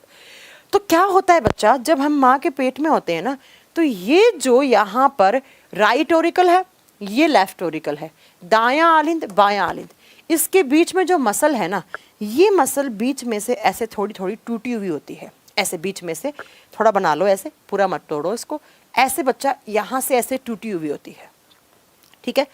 तो इसी को बोलते हैं फोसा ओवलिस, ठीक है, कि हमारा जो राइट ओरिकल और लेफ्ट ओरिकल के बीच का जो मसल है सेप्टम, वो थोड़ा सा टूटा हुआ होता है। कब? जब हम माँ के पेट में होते हैं। भाई इस टाइम तो फर्क नहीं पड़ेगा ना, इस टाइम तो क्या फर्क पड़ेगा, क्योंकि हमें सारी की सारी ऑक्सीजन कहाँ से मिल रही है, हमारी मदर से मिल रही है, हमारी माँ से मिल रही है। लेकिन जैसे जैसे जैसे जैसे बच्चा बड़ा होता जाता है, अभी माँ के पेट में बड़ा होने का मतलब है कि उस बच्चे की अब डिलीवरी होने वाली है, 8, साढ़े 8, पौने 9 महीने का हो गया, अब बच्चे की डिलीवरी हो रही है, बच्चे का जन्म होने वाला है। तो जैसे जैसे जन्म होने वाला होता है ना, वैसे वैसे वैसे ये सेप्टम ऐसे ऐसे ऐसे बंद होती जाती है, ऐसे बंद होने लग जाती है। ये नॉर्मल केस में होती है, लेकिन कुछ बच्चों में ये सेप्टम भर नहीं पाती है, कुछ बच्चों में ये जो सेप्टम है वो प्रॉपर तरीके से बन नहीं पाती है, और बीच में यहाँ पर कोई होल रह जाता है, ऐसे छोटे छोटे छेद रह जाते हैं। ये एक छेद भी हो सकता है, 2 भी हो सकते हैं, और इसी को बोलते हैं फोसा ओवलिस या दिल में छेद होना। अब इस बच्चे का जन्म हो गया, माँ के पेट से बाहर आ गया। अब जब बाहर आ गया तो आपको पता है बाहर तो इसको ऑक्सीजन चाहिए ही चाहिए होगी। तब क्या होता है बच्चा कि इस बच्चे के अंदर यहाँ से CO2 वाला खून आया, फिर ये खून बाहर गया, फिर फेफड़ों ने अपना काम कर दिया, फिर ऑक्सीजन। अब बच्चा यहाँ पर छेद है, ये ऑक्सीजन यहाँ से यहाँ जानी चाहिए थी, लेकिन यहाँ पर छेद है तो ये खून वापस इसके अंदर मिल जाता है, फिर वापस आएगा तो यहाँ से प्योर और यहाँ से इम्प्योर, प्योर इम्प्योर मिक्स होता जा रहा है, प्योर इम्प्योर मिक्स होता जा रहा है ना। जब प्योर इम्प्योर मिक्स होता जा रहा है, जब यहाँ से यहाँ चला गया और यहाँ से यहाँ नहीं आया, तो आप सोचो आयोटा में नहीं गया। जब आयोटा में नहीं गया तो सारे के सारे ऑर्गन्स के बीच में क्या नहीं गया, ऑक्सीजन नहीं गया। तो उस बच्चे के सारे बॉडी ऑर्गन्स के पास किसकी कमी हो जाएगी, ऑक्सीजन की कमी हो जाएगी। और जब ऑक्सीजन की कमी होगी तो बच्चा क्या हो जाएगा, नीला पड़ना स्टार्ट हो जाएगा, उसकी स्किन नीली से दिखेगी, आंखें नीली से दिखेंगी, और इस बीमारी को बोलते हैं ब्लू बेबी सिंड्रोम। सिंड्रोम का मतलब होता है जो बीमारी हमें बाय बर्थ मिली है, जन्म के साथ मिली है बीमारी, तो इसको बोलते हैं फोसा ओवलिस। तो अगर सही टाइम पर डॉक्टर को दिखा लिया तो डॉक्टर क्या करेगा, दिखाएगा, एक्सरे वगैरह करेगा, पूरा आपका बॉडी का MRI करेगा, हार्ट के अंदर पूरा दिखाएगा और दिखाएगा देखिए ये आपके बच्चे के हार्ट के अंदर छेद है, अब हमें ऑपरेशन करना पड़ेगा इसका। अब ऑपरेशन करके क्या करेंगे, कुछ आर्टिफिशियल मसल्स होती हैं या आर्टिफिशियल कोई ऐसा कोई मसल्स डाल देते हैं या ऐसा कुछ सॉल्यूशन डाल देंगे इसके अंदर कि केमिकली इस वॉल्व को बंद कर देते हैं, इनको बंद कर देंगे। जब ये वॉल्व बंद हो गया तो इधर का खून इधर, इधर का खून इधर, अब जो खून यहाँ आकर मिल रहा था वो यहाँ नहीं आएगा क्योंकि छेद तो बंद हो गया है। तो इस छेद बंद होने के कारण ये खून यहाँ जाएगा और आयोटा में जाएगा और आयोटा से सारे ऑर्गन्स के बीच में चला जाएगा।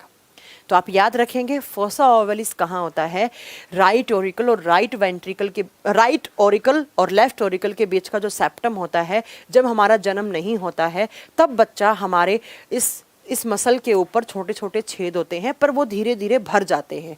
लेकिन कुछ बच्चों में ये छेद प्रॉपर तरीके से नहीं भर पाते हैं, तो जब उनका जन्म होता है तो उनके दिल में छेद की बीमारी हो जाती है जिसको फोसा ओवलिस बोलते हैं, और जिसके कारण बच्चे के अंदर ऑक्सीजन यहाँ पर आकर इम्प्योर के अंदर मिलता रहता है, खून यहाँ से नीचे जाता ही नहीं है, ऊपर आया ऐसे ऐसे मिक्स हो रहा है और उस बॉडी के, उस बच्चे के अंदर ऑक्सीजन की कमी होने लग जाती है और उस बच्चे का शरीर नीला पड़ने लग जाता है। और इस बीमारी को ब्लू बेबी सिंड्रोम भी कहा जाता है, ब्लू बेबी सिंड्रोम भी कहा जाता है। ठीक है, तो ऐसे दिल में छेद होता है। अब क्या है बच्चा, यहाँ पर ना अगर किसी डॉक्टर को पता लग गया, देखो बहुत सारे डॉक्टर ना कमीने भी होते हैं यहाँ पर, मैं सच्ची बोल रही हूँ, डॉक्टर भी कमीने होते हैं। ये मेरी फैमिली का ये केस है, मुझे अच्छे से याद है। मेरी एक दीदी है, कज़न सिस्टर है, तो बच्चा उसमें उनके ना बेबी हुआ, उनका बेबी हुआ तो उनके बेबी में उनका बच्चा ना दूध पीने के बाद दूध को डाइजेस्ट नहीं कर पा रहा था ढंग से, तो वो नीला पड़ता था दूध पीते ही। तो भाई सब घबरा गए, तो सब ने डॉक्टर के पास लेकर गए। तो मैं डॉक्टर का नाम तो नहीं लूँगी, जयपुर में एक हॉस्पिटल है, तो हमने जयपुर में दिखाया।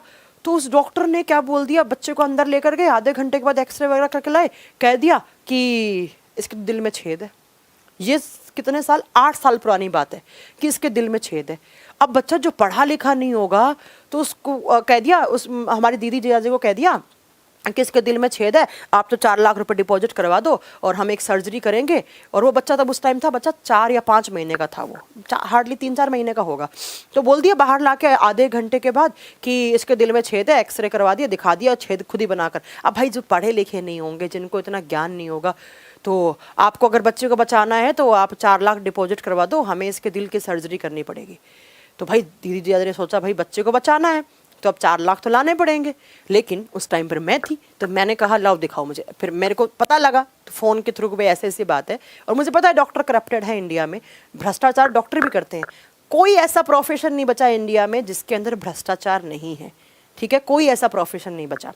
तो मैंने वो उनका एक्सरे देखा, मैंने कहा भाई उन्होंने 50,000 रुपये डिपॉजिट भी करवा दिए थे एडवांस मनी। मैंने कहा नहीं छोड़ो, हमें नहीं करवाना। मैंने कहा दीदी जी आप यहाँ से निकलो। फिर मैंने कोई एक और डॉक्टर का पता किया, तो उन डॉक्टर के पास लेकर गए। तो उन डॉक्टर के पास जब लेकर गए तो हमने एक्सरे कुछ नहीं दिखाया। हमने बोला कि ऐसे बच्चे को दिक्कत है। उन्होंने कहा कुछ नहीं है, ये जो दूध पीता है ना, तो दूध प्रॉपर इसका डाइजेस्ट नहीं हो पा रहा है, दूध पीने के बाद उसकी पीठ थपथपा दिया करो, उसकी पीठ थपथपा दिया करो, तो प्रॉपर तरीके से उसका डाइजेशन चल जाएगा। थोड़ा सा बच्चे को ऐसे रब कर दिया करो पीठ को ढंग से, या बच्चे को थोड़ी देर उल्टा लेटा दिया करो, और कुछ नहीं है। हमने ऐसा किया 20 दिन के बाद बिल्कुल बच्चा एकदम ठीक, नीला पड़ना था वो बंद हो गया एकदम, और आज वो बच्चा 8 साल का हो गया।